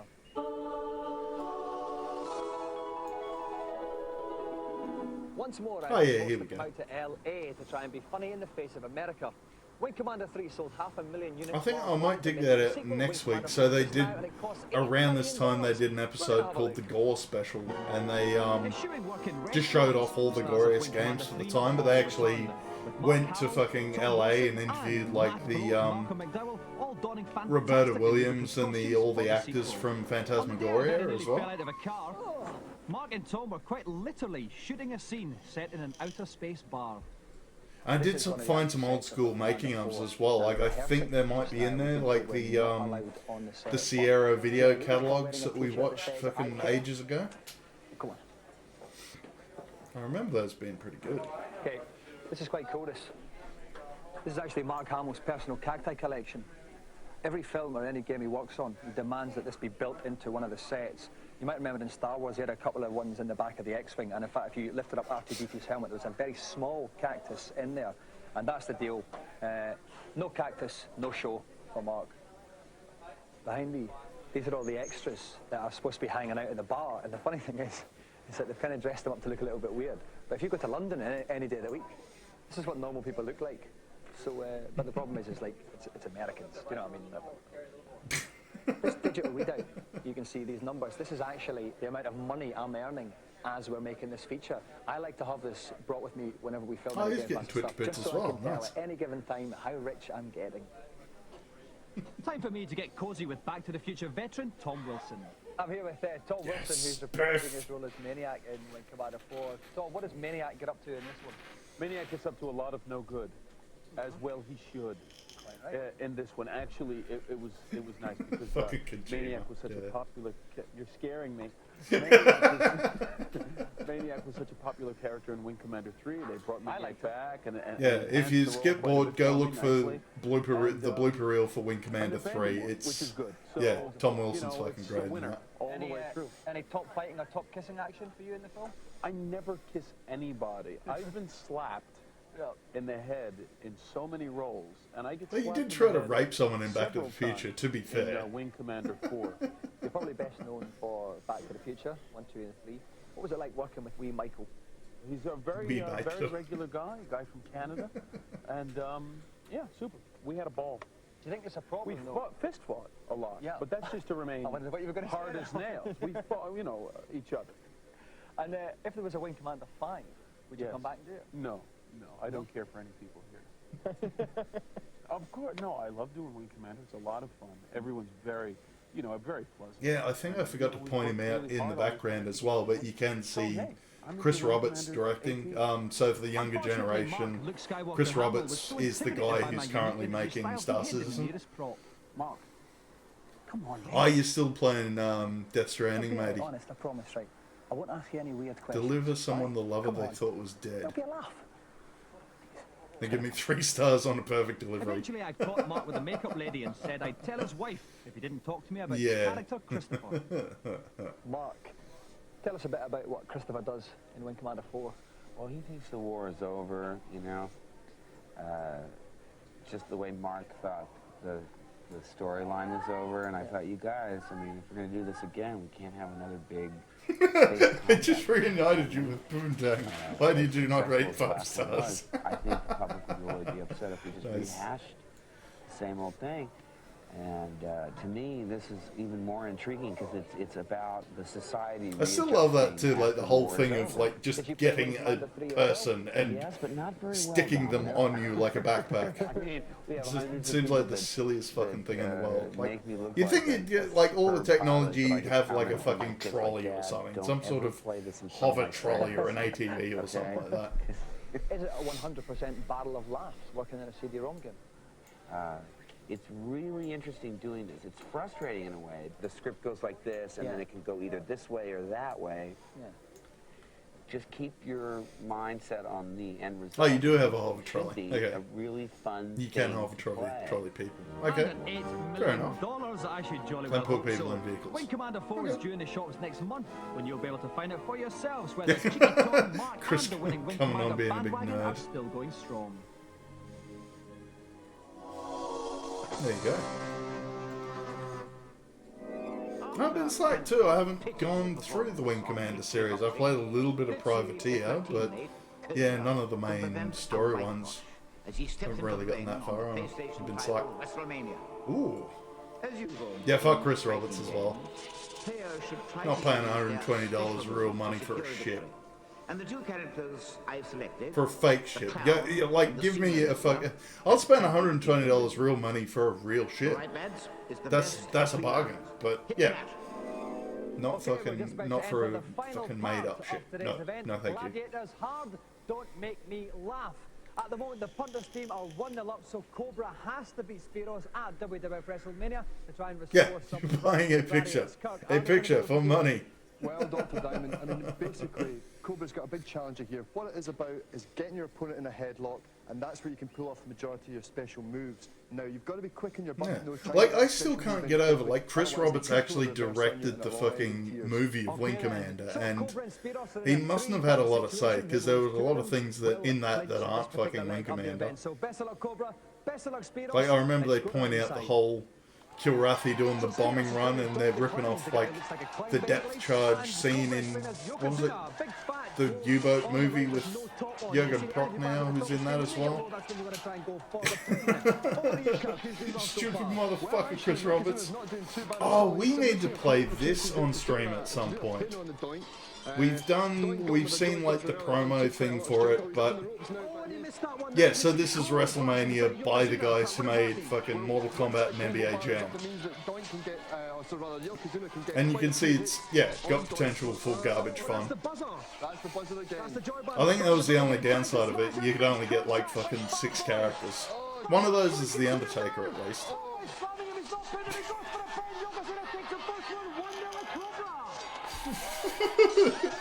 Getting in his face too. That's awesome. It certainly is. Yokozuna lost his lunch all over the ring there.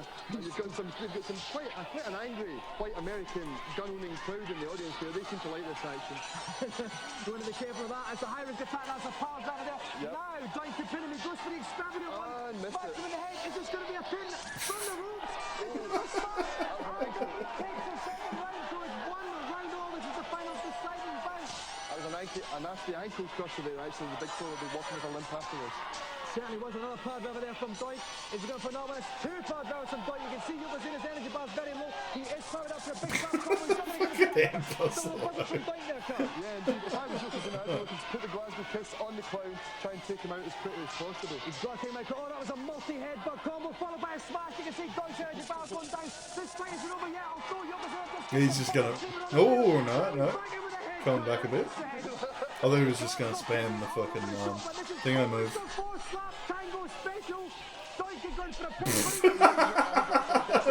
Missed the pin off the fucking railing. Nice.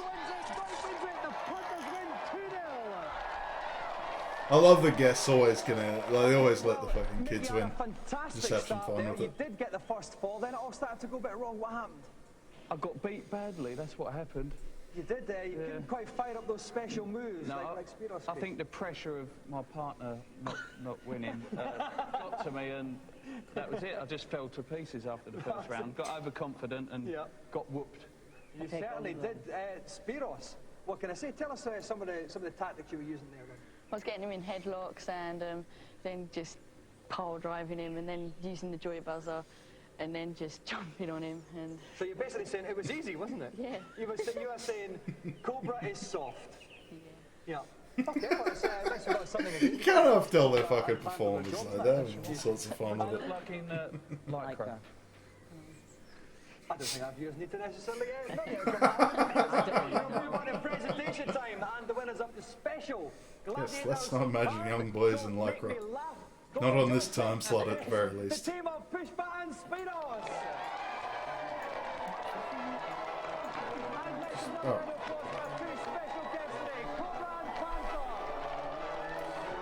Yeah, we just got the credits from now, so we'll do some more ads. I'm Fruit Pie the Magician, the hostess pie technician. Fruit Pie! You what? Oh yeah, I think we did see this one again. Because I only got this one because I remember the, in the old comic books they used to shill, like, Twinkies and Hostess fruit pies. Like, would have, like, Spider-Man or something trying to sell it off in, like, a full-page ad in the comic. You get a big delight in every bite of Hostess fruit pie. Look out, you're a shit kind of pie. Don't fucking at me, England. Nice. Oh, is that the actual Pillsbury Doughboy? Okay.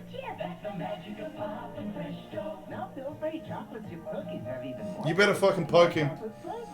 That was the whole main thing for fucking Pillsbury Doughboy. You give him a poke. Poke his belly.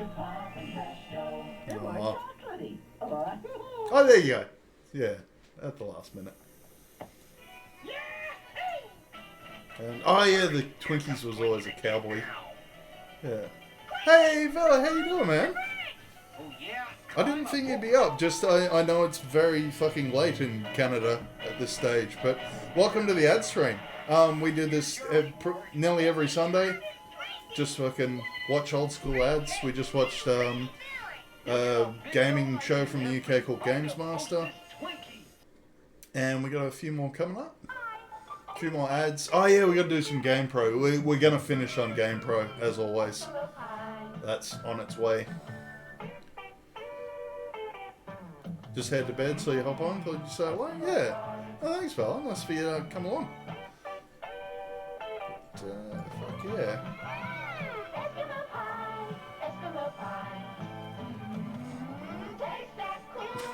I'm sitting there looking at the time going, fucking finish.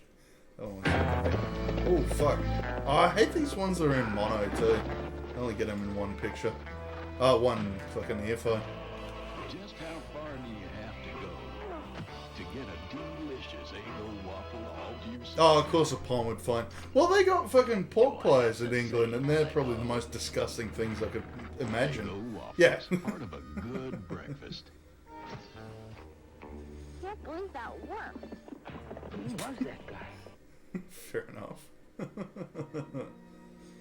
And oh yeah, so we had this one as well.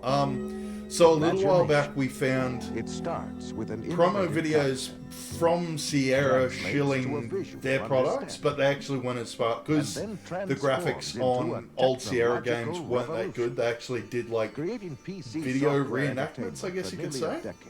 Sierra Online has stretched our imagination. Oh, you spent 4 years in York, man. Cool. And the legacy continues. Yeah, I've tried Yorkshire pudding. I can kind of see the appeal, but I always go fancy. I prefer vol au vents. Just stuff it full of like goodies. Oh yeah, so Police Quest and what was the other one? Space Quest probably.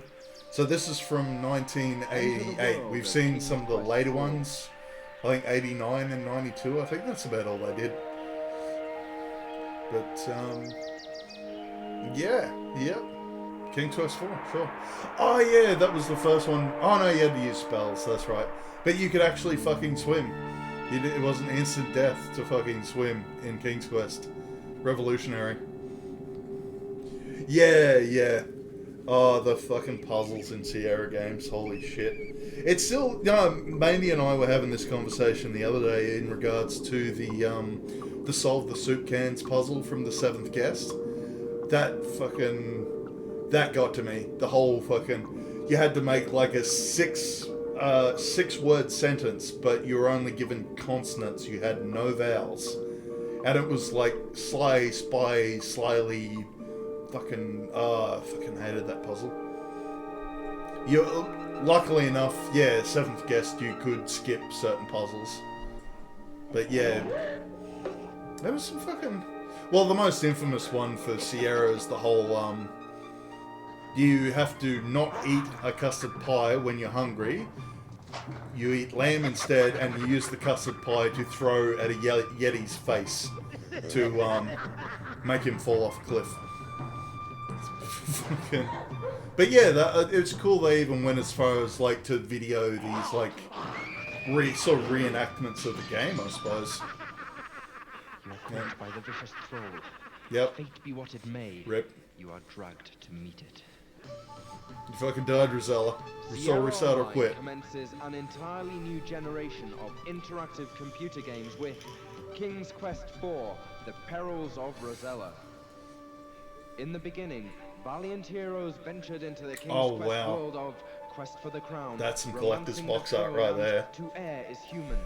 Yeah, I must admit, yeah, I think I've said this before, like, I got freaked out dying in Sierra games back in the day, so I was always swung towards, like, LucasArts, just because you couldn't really die, or there were silly ways to die in those games, and yeah, I must admit, like, going back and watching the death sequences for Sierra games, like, they were quite creative, and they did sort of penalize you for doing really stupid shit. But yeah, I must admit I do miss LucasArts games as well. I'm definitely, that's one of the things I'm doing for the growing up gaming, just going through, yeah, the LucasArts games I own. So I had Sam & Max, Indiana Jones, and I think I got a couple other ones. A different company, but I did have the first Discworld game that my uncle scratched, and no, he scratched the fuck out of Sam & Max to the point where it was unplayable, so my mum then forced him to buy Discworld for me. Travel by day or night, but beware. He had this habit of like leaving the CDs upturned on top of his desk and then putting like drinks or an ashtray on top of that. Eccentric ghosts go on their haunts. Restless zombies crawl out of their crypts. Want to do the Monkey Island remaster and stream at some point? Yeah, that'd be cool, man. Yeah, like its predecessors, King's Quest because I think you were telling me you could like switch it from original to remaster and go back and forth. Like that was one of the switch things.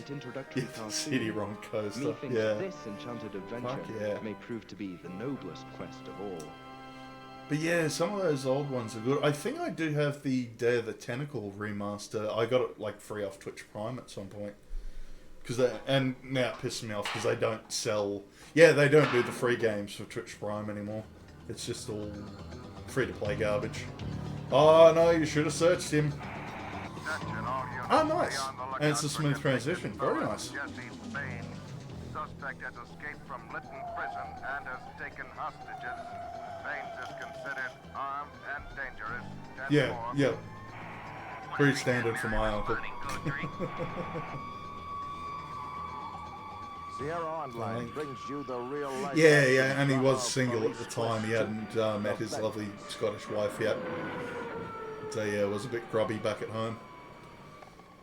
Police Quest 2. Okay. This is the city. So yeah, here we go with Sierra bullshit. The amount of... The fact that you had to follow like actual police procedure to win this game was freaky. Convict Jesse Baines is back. Yeah, it'll be a night for us, TP, but thanks for coming along. I'm guessing you got Jim at some point, but yeah, thanks for coming along, dude. Bought your nephew a Nintendo Switch, 7 games, 4 controllers. Yeah, that's... You get uncle points for doing that. And you get a low while you sleep, Val. Okay. 6 AM there, holy fuck. Yeah, thanks for coming along, dude. Always appreciate it. And yes, single uncles have no rules, Shogun. That's true. Real-life authenticity of Police Quest 1, with improved 3D graphics, an expanded cityscape, and an intriguing plot that will test. So because you're sending donos, matey, am I technically your nephew? Are you? Well, you definitely. I must admit, you are getting uncle points with me. And I did forget to thank you. Thank you for getting Talisman for us as well. We will need to play more of that because that was fun. I'm your bitch boy. Okay, I'll go with that. Oh, mind. No, it's part of you getting me Iceborne ready. It's the stretching of the butthole, which will happen as soon as I get fucking Iceborne in 6 weeks. And what was it? This was for... There was something called Gold Rush. I don't remember this, but yeah, full of bullshit deaths too. And I'm pretty sure most of the people dressing up were actual, like, Sierra devs. What is drinking rich? Well, sir, because I did see... What was it? Fucking... I only watched him for a little bit, but I did see a little bit of Metal Jesus Rocks. He was apparently dev at Sierra at one point with his mate. And apparently you can see the mate dressed up in like leather drag for Phantasmagoria 2. The old Prospect voice though. Fucking hell. Historically accurate and loaded with real-life adventure, Gold Rush is a new 3D animated fucking got owned by that guy. It offers nice. A wide departure from previous Sierra titles. As a an wide early departure, American you explorer, say? you can Okay. choose from a variety of routes that can lead you to the California Gold Country. For instance, embark upon the high seas, traveling by steamer to Panama.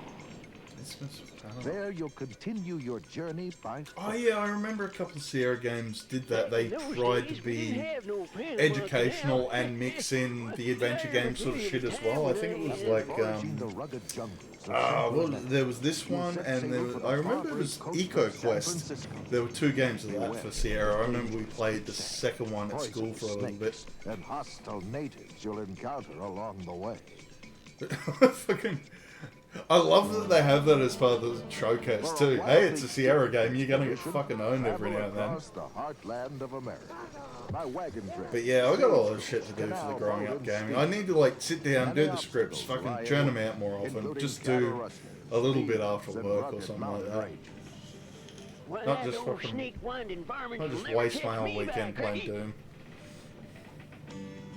or become a seafaring soldier. Oh yeah, no, I should say, yeah, not waste my whole weekend fucking to reach your not final socialising destination and being in an introvert California. is like True a mariners my of normal the thing. deep will anticipate the hardships of Something. combating scurvy, starvation, and the dangers of the unpredictable deep. Just fucking ran off the edge of the boat, really. Adults and children alike will surely enjoy this pioneer adventure that captures the independent spirit Yeah, of our not really gonna get much gold in South America, dude.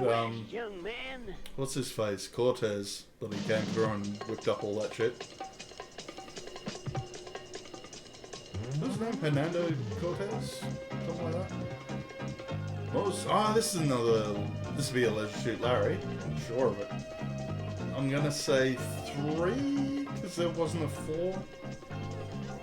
Laser Suit Larry is loose again, and this time he's lucky. Looking for love in several wrong places is Larry's latest lesson in love.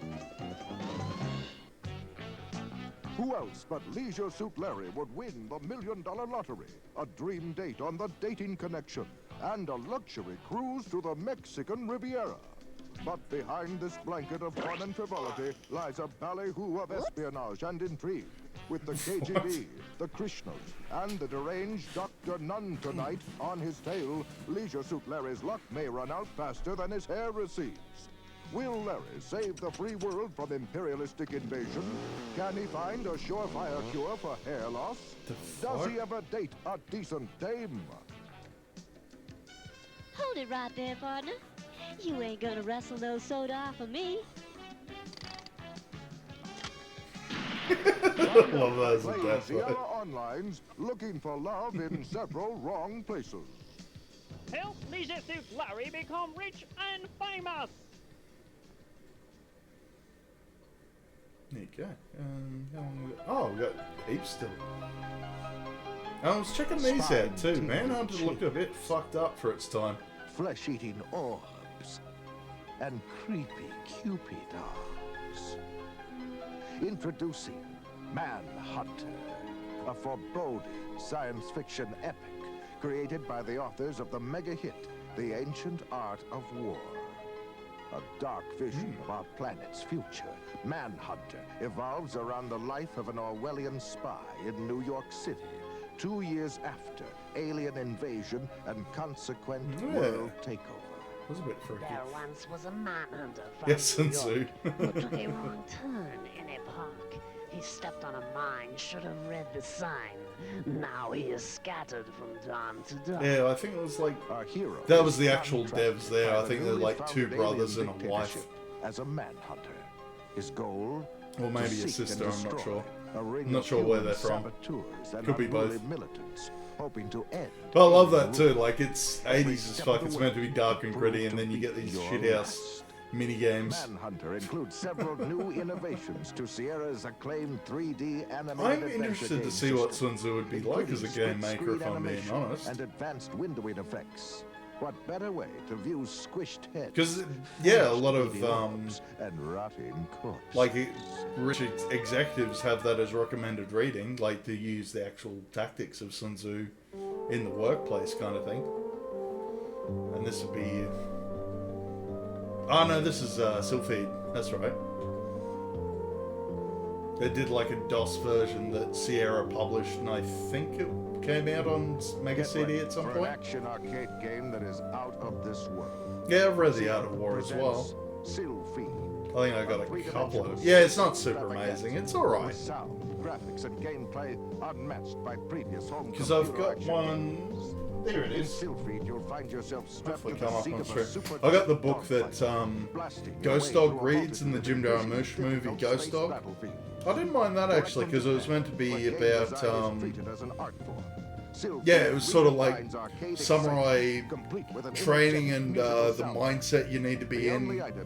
But the guy wrote it during like peacetime and shit. It's not a bad read actually. And especially, yeah, getting like the full color hardcover one too. I keep forgetting, yeah, I have my giant collection of books. It's actually literally weighing down the fucking shelf I put them on. I have to do like a fucking book club or something on stream. fucking schmuck. Same old fucking... Oh yeah, here we go. Here's Space Quest. Long, long away in a I'm galaxy gonna say far, 3. far ago, those two guys from Andromeda decided to rid the universe of boring software space games. Yeah, I They remember had these a guys cosmic doing the concept same old shit each of time. vulcanized fission, and perhaps a little too much free time. Emanated from their cerebral cavities came forth the Space Quest series with Roger Wilco, intergalactic sanitary engineer. Now the 3D adventure game continues with Space Quest 3, The Pirates of Pestilon. Once you've done the space Yeah, sort of vaguely worked out by... They had a certain run, like, they changed game engines a couple of times over the years, and, like, each sequel sort of used that game engine. Spare these space dudes from churning out dull, mindless arcade games for the disreputable software company Scumsoft.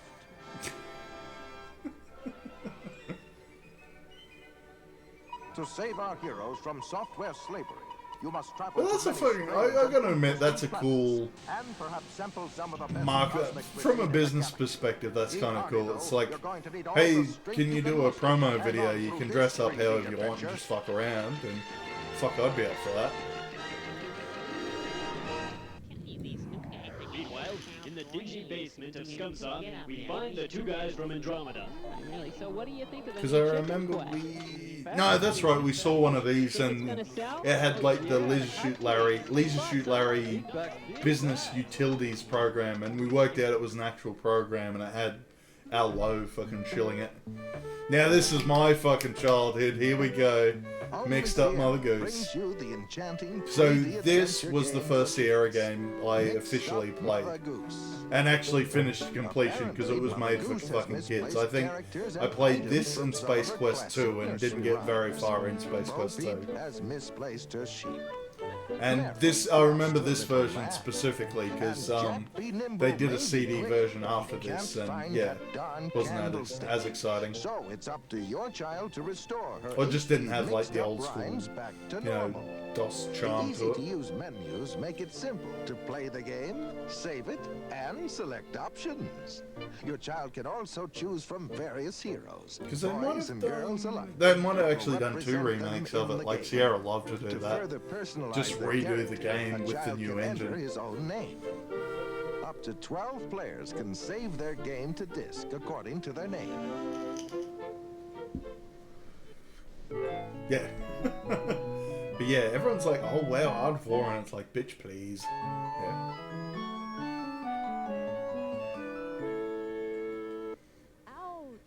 Von Krieg is the superior book on war. Okay. I'll have to look for that. I actually still, yeah, I'm working through TP's book now. Great for brothers and sisters. And I've got a big pile on my phone that I just read at lunchtimes for work. So I've got a full-color map of Mother Goose Land. There's a couple I want to finish off. Which reveal all the delightful Mother Goose. Oh yeah, someone brought up the Wheel of Time. I actually haven't finished the last Wheel of Time book, so I've got to get on that at some point. I think I've got Raymond E. Feist's fucking Krondor series or Rift War With or over whatever it is. 800,000 Carl sold, von the King's Clausewitz. Quest Okay. series continues to be the Yeah, I'll look best-selling for that. graphic adventure ever sold. Nice. Initially available on MS-DOS. with Why other don't it popular come with formats fucking to follow. coins? King's Quest 4 will be the So first that was the 3D actual animated pack, was it? adventure That's to pretty use Sierra's cool. improved high-resolution graphics Just have system. fucking all In 4 of them. addition to Oh, it its might have been stunning like the new gold look, box the that they Perils did of for Rosella will include over 40 like minutes of a big original music run of performed by D&D television games. and film composer William Goldstein. But I did This see stereo the soundtrack is 5 compatible 3/4 with inch various floppies. music cards, including Fucking the old Roland school. MT32 sound Oh yeah, got to the shield the Adler Roland. music synthesizer, and the The IBM super music expensive, feature. high With the quality introduction sound of card King's before Quest 4, Sound Blaster Sierra came plans out. to continue the King's Quest did do a legacy watch the with one of the special on most that. extensive promotional programs ever offered to the trade. First, every authorized Sierra dealer will receive a point-of-purchase display illustrating the Great Master Adventure Contest. Displays as well. To further direct customers to their local dealer, Sierra is planning full-page color advertisements aimed at major PC publications. Oh, look at that. Also, a special 32-page color edition of the Sierra newsletter and a bonus Master Adventurer Contest brochure included in every King's Quest IV software package. Contest participants could win a trip to the castles of England, one of 3 Tandy 1000 TX computers, and 2,000 other prizes available in the Great Master Adventurer Contest. Fucking Tandy, really? Recognizing the outstanding potential of King's Quest IV, Sierra's extensive marketing efforts it's a will fucking ensure great late success 80s. Give me an Amiga, motherfucker. Game ever created. Make my own damn games. There you go. Oh, that quality is garbage. I'm like, oh yeah, Jodie Foster in a fucking coffee ad, sure.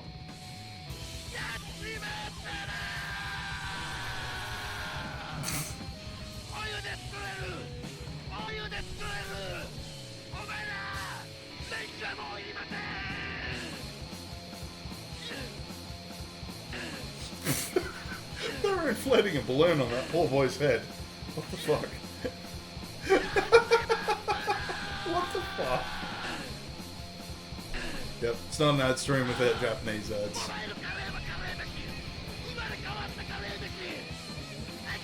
Yeah.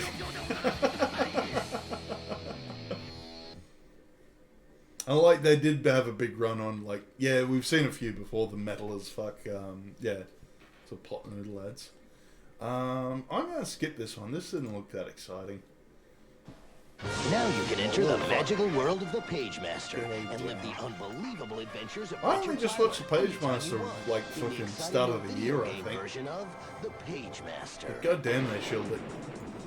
You become the hero. Yeah, they do a fuck ton on the consoles, and there was like a educational PC one that I've got there somewhere. We're gonna look at it at some point. Slimy octopus. But you have tons of amazing secret weapons and tricks to crush your opponents with. And I don't pity the poor animators that had to like draw Macaulay Culkin's face. Sticky green slime, hidden books, and enchanted dust. Just fucking do a bit of that. That'll get rid of you. My magic fucking finger wiggles. And has a special navigation system which allows you to enter different game levels whenever you want. Live the fantastic adventures of Richard Tyler again and again when you become. Yeah, I liked it from a voice actor perspective because there were like 3 books that helped him out. One was like Patrick Stewart, one was Whoopi Goldberg, and the other one was Frank Welker, I think. Oh yeah, we had more games. Oh yeah, because they actually had a magazine, if I remember right. Certain magazines would actually release like a VHS tape as part of the like promo thing. And I'm just trying to think. We'll watch this one for a little bit, see if it's any good. Because it might just be showing off games for a little while.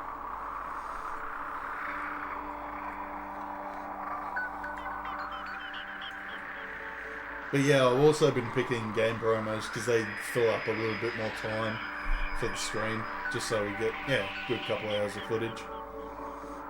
What was this one? So PlayStation specifically, okay.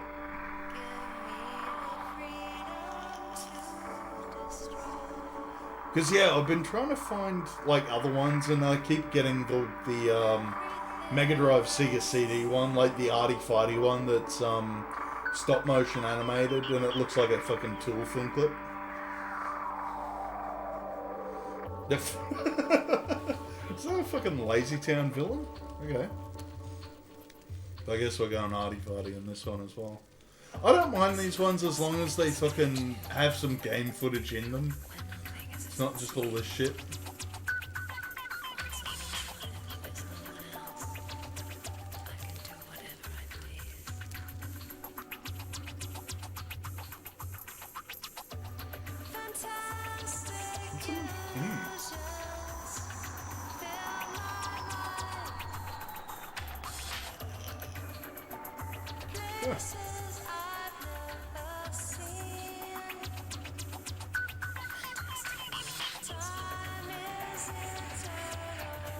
Oh, it's Final Fantasy 7. Okay. Took me a second to figure out what was going on.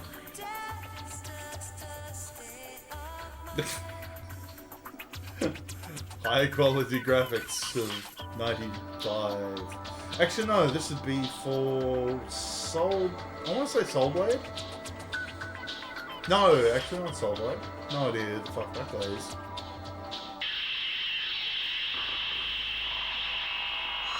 Okay, Wipeout. Yeah, we all know Wipeout.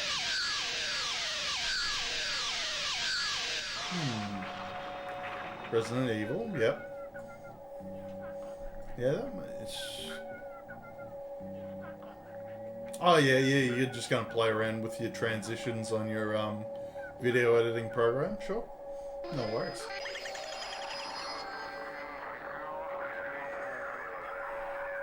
You're gonna show game footage, not just cinematics? Yeah, that's what I was thinking. I thought it'd be a lazy town hero. When he's going on assassination missions, yeah. That's how you roll as a super villain. You just gotta fucking do some. Oh, MDK! Fuck yeah. Do enjoy that game. Yeah, Crash. What the fuck is that one? Oh, Nightmare Creatures? Okay. Well, we're getting a few in there. I think that's Pandemonium. Random soccer game, random car game. What else you got for us, Gamesmaster? Tomb Raider, sure. Okay, there is some Soul Blade stuff in there. Okay. Is that like Unity garbage Katamari? Oh, and I think that was guys who made a late did one called, I think it was Darklight Conflict. Oh, that's probably Nuclear or Soviet Strike. So they did a few 3D games of the Urban Desert Jungle Strike games. Street Fighter Alpha? Alpha Zero maybe? Time Crisis? Okay. Boats? Jet boats? Sure. Tomb Raider again.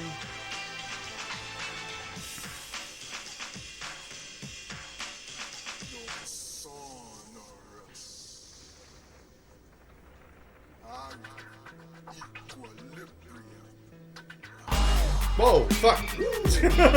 Just falling asleep for a bit there. Skyo99 Sky, thank you for following it. R&D, the gentleman in the sky. Yeah. I don't know if you've been lurking for a bit, but yeah, this is our weekly thing. We watch ads.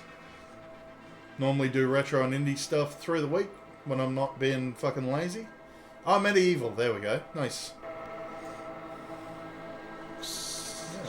Oh yeah, I was watching a playthrough of Battle Arena Toshinden, and I saw the Saturn version, which just got like really badly voice acted cutscenes throughout the whole thing. Fucking made me laugh. That wasn't Echo. It was fucking something. I can't remember that one. More Tomb Raider. Yeah, as soon as you've seen like 3 Tomb Raider clips, it gets a little boring. Let's try the next one. So this one's what? Ubisoft and Nintendo 64. What do you got for us, buds? What do you got?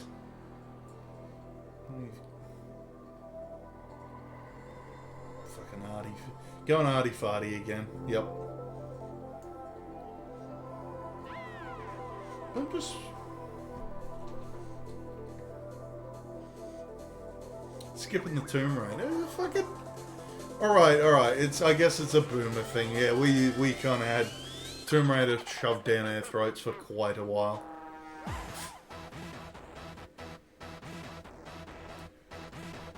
And yeah, I'm kind of missing it now because they're trying to shill games about submarines. I'm trying to fucking Mass Effect here. Yeah, that time of night, I suppose. Oh god, no, I remember there was that garbage one we found. It was like someone had done a shitty CG animation of Lara Croft plugging Tomb Raider 3, but whoever did the voice recording did it in like a fucking toilet. Like the sound quality on it was that shit.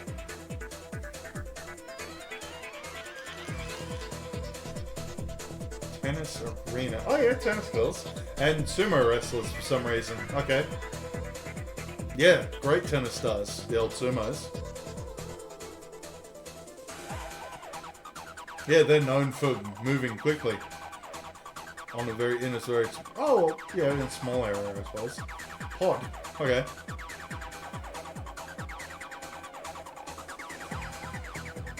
I guess that's, yeah, we have seen a fair few like this, where it's just promo videos, just gameplay footage with some techno music in the background. That's happened. That's happened a few times. Can we get off the fucking typical POM? Yeah, you can't have to tell it's a fucking POM magazine when it's just all fucking soccer footage.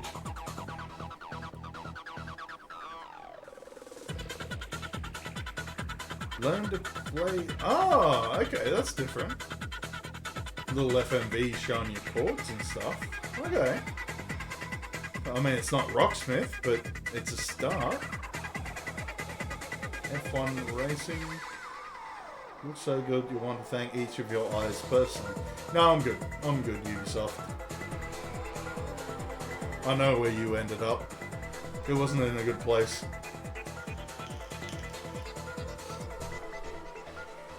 I played every Far Cry since the first one, and yeah, you guys made it crap. Really did. You sleeping on my jumper, cat? It's a bit fucking hot for that, isn't it? And you're burping on it. Thanks. Thanks, cat. Uprising, never heard of that. Never heard of that either. That actually doesn't look too bad, production values wise. I like the ones that sort of take the time to do hand-drawn cutscenes. I actually did watch the unfinished Warcraft point-and-click adventure game they did. What I saw, it wasn't too bad, and they actually had Clancy Brown as the main guy. Oh, Criterion Studios, the ones that EA fucking destroyed. I remember those guys. Oh yeah, learn to play piano as well, sure. Probably get your own $200 fucking piano periphery for it. And more F1, yeah. Fucking oranges. Yeah, let's learn how to draw oranges, sure. And fucking football again, fucking skip past football. Sonic Trouble. I'm just trying to skip through trying to get you some more fat material, matey. Right, man. Yeah.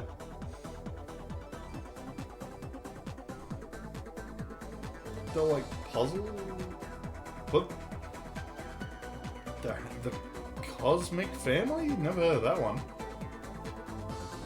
Maybe PS1 had a run on, fucking educational point-and-click ones. I might even try and find some. If they haven't done them for PC, I might even find some of those. More football, yep. And skip through that. More tomatoes. Was there any... Oh, now we got N64. Okay, good. Yep, Mario, Pilot Wings. Shadows of the Empire. Not as good as everyone thinks it is. Wave Race, did enjoy that. Mario Kart. Some say the best Mario Kart. Some say otherwise. Blast Corps fun. I didn't play Blast Corps back in the day, but I've played it since, and yeah, it's not too bad. I do like that.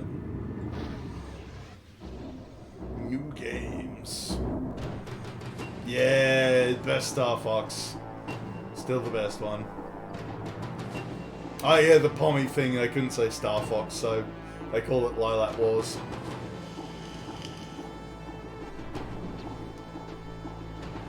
I played it recently, it's not as good as I remember it. Like all the flying bits are cool, but the actual run around and shoot things is fucking annoying. And still does, yeah, does not hold a candle to Star Fox. Yeah, does it have up to 4 players multiplayer? I think not.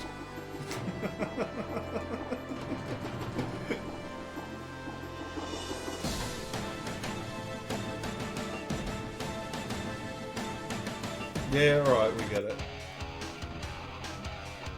GoldenEye, yeah, I'm going to get content ID'd on the music. Skip past that one. Rumble Pack, Diddy Kong, yep.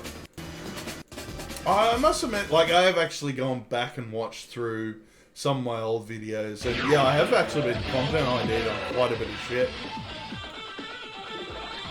I don't get monetized for YouTube, but I have been demonetized quite a bit for these streams.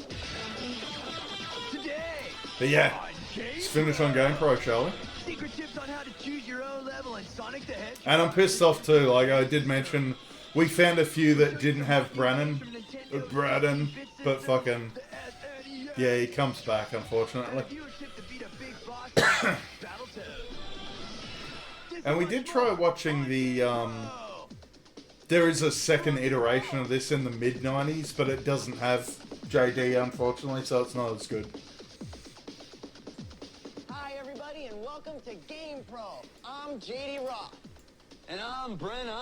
High five, dude. All right, dude. You fucking Brennan. We are totally stoked because on this show, we're going to let you in druggy on what's idiot. breaking today in the world of video games. Cool. Cool deal indeed, dude. And also, we've got the stuff to make you a big winner on the game carts, and we get it all from the #1 source for home and arcade video game information, bud. GamePro magazine, yeah. My man, way to go, because he knows it. Our Game Lab staff of Just shut up and get to the green screen, you two. working really hard to come up with the The tips funniest and parts of these passwords and all the videos. tricks we know you're looking for. So pay close attention, okay? I'm paying close attention, dude. All right, B-man. All right. What's more, our reviews on game carts and cutting-edge features will give you the latest and greatest on what's hip and happening now and what's just around the corner in home and arcade play. So if you're ready to kick it, bud, what do you say we go? You still offended about the Shadows of the Empire tonight. Fucking 5 minutes ago. Stop living in the past. I'm hanging here in SWAT World. Look at JD is Sonic. Weapons and tactics. Now this is the place where you'll find all the important secret weapons and tactics you need to beat your favorite games. Overall, alright. No, I'll give it, we might even do it on stream. I'll give it another chance. Game carts of 1991. Just when I played it the other day, I didn't enjoy myself, but yeah, we'll give it another crack. Down, left, right, and be sure to do it in that order. Now keep pressing this pad combo until you hear the bell. Alright, someone needs to get on that too. Someone do like the new Sonic trailer, but have fucking JD in there. Choose the zone you want, and you're ready. Yeah, I must admit too, I didn't get that far. I got like 3 levels in. Didn't get to the other speed bike levels.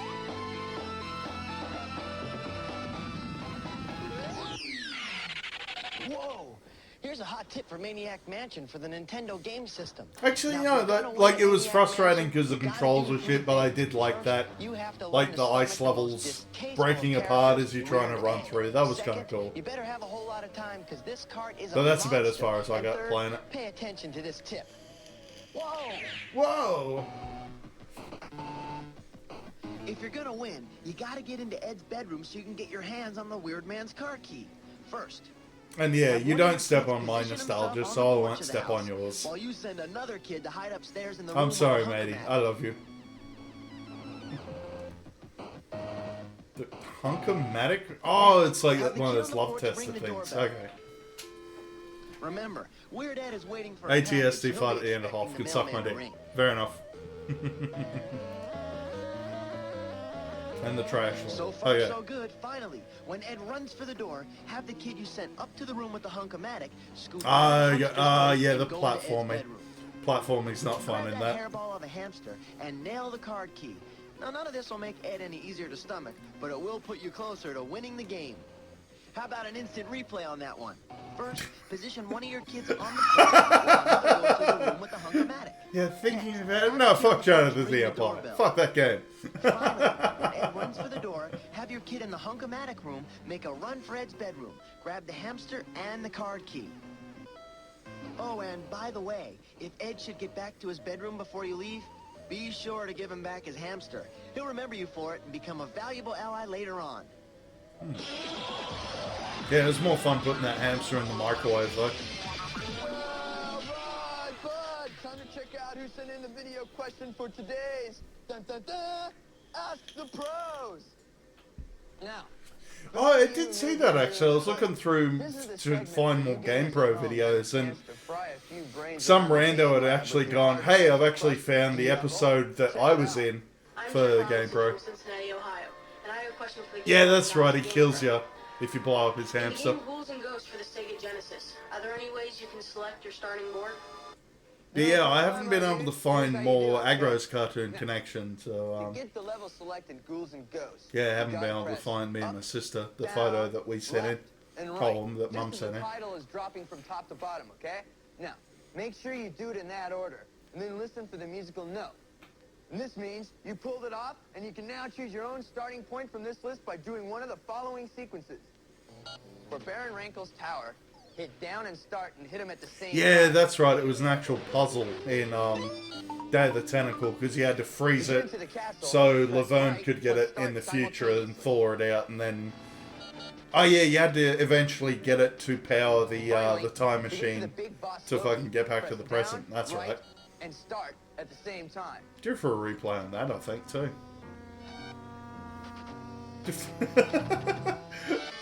Fucking shithouse boss. Oh, don't find me. I'm just in my giant throne naked. Guarantee to make life a little rough here in the game. Don't shoot my package. You want to hear it, okay? So get gutsy. Point a video camera on yourself and fire away, and then send us the tape, okay? If we put you on the tube, the GamePro T is yours, and then you're a mighty happy camper. Here's the address. GamePro. Mighty P.O. happy Box camper, brother. 1678, Venice, California, 90291. Don't touch that pad. GamePro will be right back. GamePro, I like it. Dude. Dude, who is that voice, man? Hey, that was the voice of Dr. Dave, one of the Game Lab gross-out gonzos. It's his turn to be the announcer, and let me tell you something. He kicked it. Well, I think Dr. Dave should probably go see a doctor, you know? I mean, sounds like he should go. No way, man. We got him locked up in the Game Lab because he's coming up with the latest and the greatest SWATs. Oh, hey, speaking of latest and greatest, bud, I think you should be chilling it in SWAT, don't you think, bud? Good point. Good point indeed. Thank you. I'm chilling. I'm out of here. Favorite line of all time is in Day of the Tentacle. It worked! I can't believe it! They said an imitation diamond wasn't good enough! Diamond cracks. Uh-oh. Yeah. I had its fucking moments, that game. Whew. I'm just chilling here with the dreaded Dr. Wily of Mega Man 2 for the NES. So you say you're fed up with being trapped in a Doc's castle for what seems like forever? You wish you could just put an end to that scrawny, silver-haired runt in a lab coat so you can get on to the next Mega Man installment? Well, I say it's time to put you out of your misery once and for all. And when I say it, you know it's gonna happen. Watch. Yeah, that's definitely on the list. Played the fuck out of Fate of Atlantis. Spaceship moving back and forth just above Mega And Man. it's so, like, Scum VM is great for that. Like, you can get it running on your phone, your DS. Fucking heaps of shit these days. Away the protective shielding. That's fucking quite well. You'll see the Doctor's demonic face, but keep pounding away until you destroy the ship. Once this is done, Dr. Wily will escape in a pod. Yeah, I'm gonna have to play it 3 times to get enough footage to show off all 3 paths as well.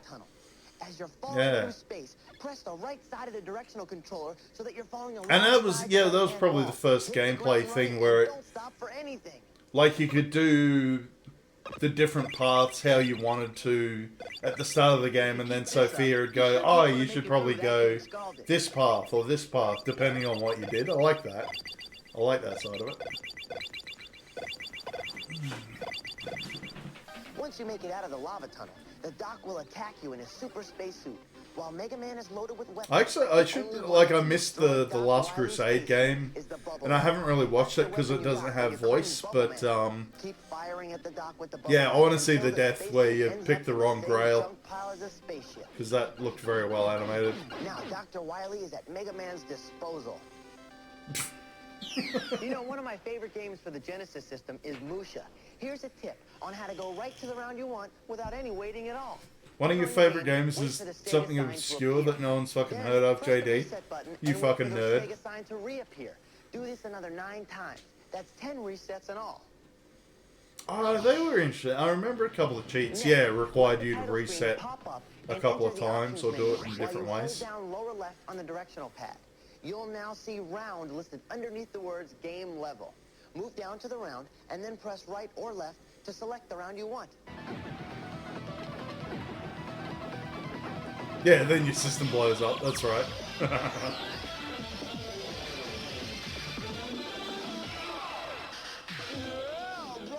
Check it out! Armando Importante, part of Gamepro, are the reviews that Fuck, the outfits they wear every episode must fucking stink. This is where you find out where to spend. I mean, it was a short-lived show, but yeah. Unless they're washing them every week. Fucking, it'd be stinky fucking outfits. Beans have to say about Robin Hood for the Nintendo game system and NHL hockey for you Genesis jocks. Still forgot that was a thing. They made fucking games of the Kevin Costner Robin Hood. Techno Turkeys rated the games in 4 categories. We're talking graphics, sound effects, whether the game gives you a true challenge or is it designed for unskilled gamers, and finally, Yes, I wash my clothes every week, matey. How much fun is this game to play? And we rated each game with these faces and numbers. 2 means... But I just mean, like, you obviously get wear and tear on your clothes the more often you wear them, and these guys are wearing them fucking every time they do an episode. Unbelievable, incredible stuff. Wow, I said a mouthful, bud. Couldn't say it again, either.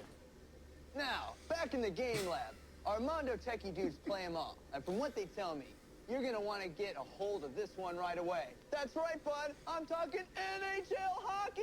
Oh, that's right. I think they were showing you how to do the, that bullshit level in Battletoads, so I did want to keep an ear out for this one. Yeah, they could have had wardrobes at the same shit. That's true. The graphics are hot enough to melt the ice as you choose your players from true-to-life National Hockey League teams. And if these teams aren't enough to warm you up on a cold winter's ice rink, there are 2, count them, 2 1991 All-Star team available to choose from. Now, the play moves along just like the real thing. It's got full range of penalties, including... Actually, no, couldn't give a fuck. The only hockey game I actually enjoyed was probably Blades of Steel. Just because it was basically, it didn't do fucking teams or anything like that. And you could get into like punch-ons and stuff for penalties. I do have a bit of respect for it after seeing like the hockey players in Letterkenny though. They're funny buggers. Well, Shorzy in particular is funny as fuck. Simulation of pro sports that we've ever seen with one feature that you will not believe. Case in point. Just scored an incredible game-winning goal, right? Check it out again, dude, because this game comes with instant replay. You control it. And I'm also here to tell you that instant replay, you say? I'm getting moist just looking at that. Thing for the Video Game Sports Hall of Fame. Now. That'd have to be a fucking EA Sports one, wouldn't it? Graphics are awesome, with excellent player animation and close-ups for face. Yeah, this is going to get 5 stars because EA is just giving them a fuck ton of money. There was this microphone hanging on the tip of the player's hockey stick. Now the challenge is good, with some teams there's 4. And finally, this they didn't give them quite enough money.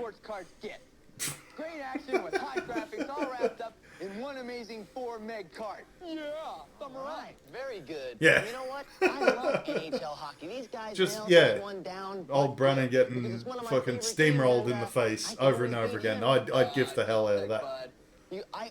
That is the truth. Trust we haven't looked him up either. We don't know what ended up to him. I know that.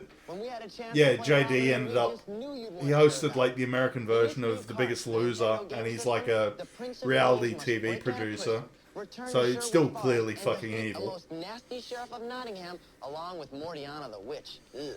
This one-player game finds Robin moving through the forest, but yeah, this was the thing. This was on several fucking systems, if I remember correctly. With his merry men along the way, not to mention a number of items he can use to do battle with the various enemies he encounters.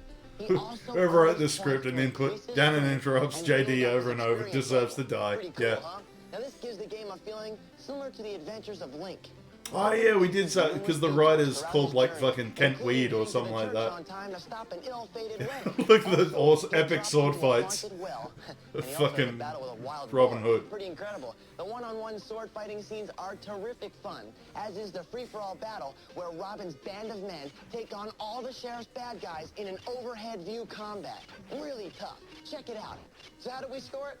Robin Hood, the Prince of Thieves, brings an enduring legend to the little screen in an entertaining way. Yeah, a couple 3s in there. It was garbage, so yeah, guess a 3 minimum. We like the realistic quality of the clashing of the swords as Robin duels with his enemies. Now, since the game is designed for younger and more novice players, the level of challenge is about average. You mean the Finally, English if you army? enjoyed the Adventures of Link and are looking for the perfect game for a new or inexperienced player, expect to score a bullseye if you decide to take a shot. Yeah, because they did that for the movie too. It was post-Crusade, so yeah. England wasn't that racially tolerant at the time. Been stabbing Muslims for a little while. Map designed to make simple movements around a video monitor. Hey! Digest that for a moment. Hey, don't be dissing on Maid Marian, bud. She's mine, okay? She's Fucking serious? just video. Oh, the internet would debate the fuck out of that.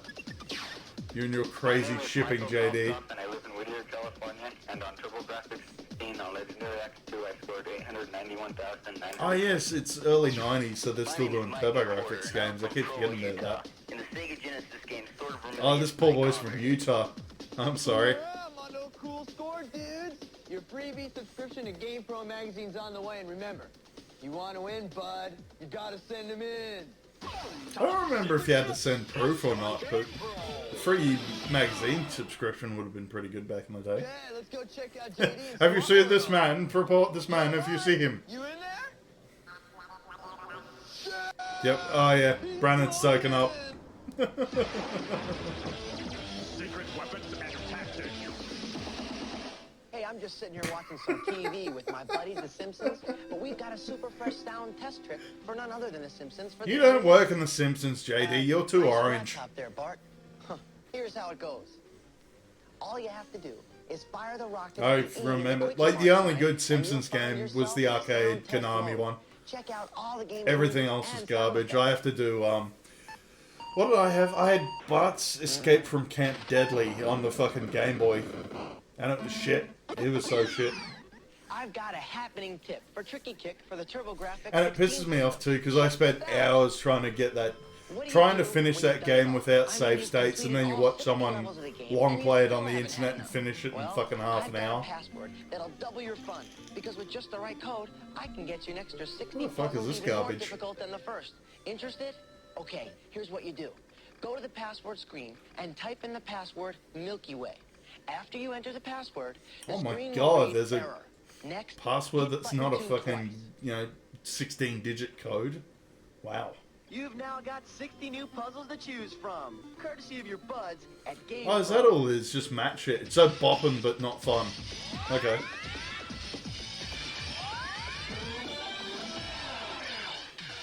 Wonders win powers. As if anyone would get that reference nowadays. Video game technology. And where better to begin than with one of the most exciting new developments in home gameplay since Super Mario rescued his first princess. He's a stud. He definitely is, and that's right, everybody. It is here. The Super My favorite Wonder Twins thing is still like the bit from Harvey Birdman. While staying so small in size, you won't need to Oh, build a new game. Wonder Woman unplugged her communicator and took a bath. How do you happen to know this? I was the bath water. Form of a wash rag. Oh well, as if the pictures weren't enough, the techies at Nintendo have thrown in CD quality sound capability to make gameplay all the more Oh, they were working on that. They were working on that. 768 colors to mess So they around wanted with. to do a The CD gameplay add-on with for SNES fucking the has SNES. got to be exciting. They were doing it as a tie-in with Philips, and that fell through. But they still had the rights to certain Nintendo IPs, so that's why you had 3 Zelda games and a Mario game on the CDI. You want to play Gungeon or Spelunky after this? Yeah, I think we can manage that. Only got about 10 minutes left. Still a little bit of time before work tomorrow. Yeah, I'm up for that, dude. For sure. Not all. Check out the new left and right button. The Super Nintendo is also able to zoom Like in the and Pilot out, Wings. so that when objects get larger as they get closer, they also get smaller as they get farther away.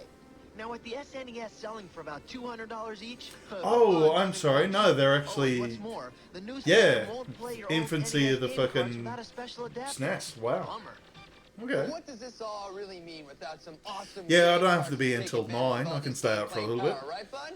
Oh, you got an RDO. Okay. No problemo, dude, because if you like the looks of the Super Nintendo game machine, then wait till you get your thumbs on the controls of Yeah, worst comes to worst, I can get a fucking medical ticket or something. to ever come down the electronic pike.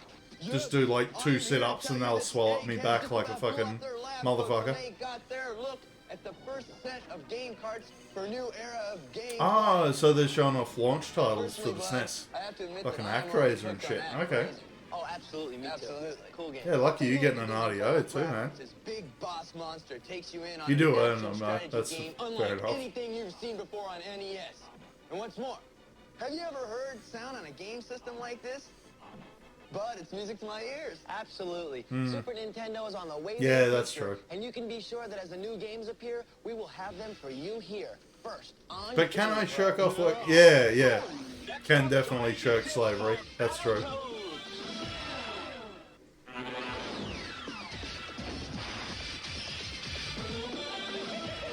Hi, I'm Tony Shu from Roswell, Georgia, and I have a tip for everybody watching GamePro.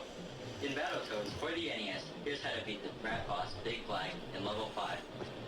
Just trap him near the You got to fucking level 5, Tony? You genius, you. I still can't get past the fucking jet ski bit. That's fucking... I can't do it with hits. No, I think I did it once with save states, but... Yeah, that's fucking bullshit hard, I think. Thanks for sending it in. Well, you know what? That is going to shut it down for us today. But before we split to go play some games, I want to remind you that we want to hear from you, the gamers. Yeah, that's right. So, take one more look at our address, okay? And remember, send in your tapes and tips. GamePro. Of course they're from fucking California. 78, Venice, California, 90291. Okay, for Brennan and me, J.D. Ross. We're looking Fucking forward Brennan. to seeing you next time right here on GamePro. Peace, dudes. Oh, this fucking show. Still enjoying watching it. I'm like, Brennan Howard. Oh, the director is Kent Weed. Rick Ungar is the writer. Okay. Fair enough. But, yeah. Alright, so we're done for the fucking ads. That was a pretty good run. So let's go through. Thank you as always, matey, for donos. Shogun Esper, thank you for the host. Popatina and Sky 099 Sky, thank you for the follows. Yeah, so I'll catch you guys Tuesday, and the next ad stream will be next week. Have a good one.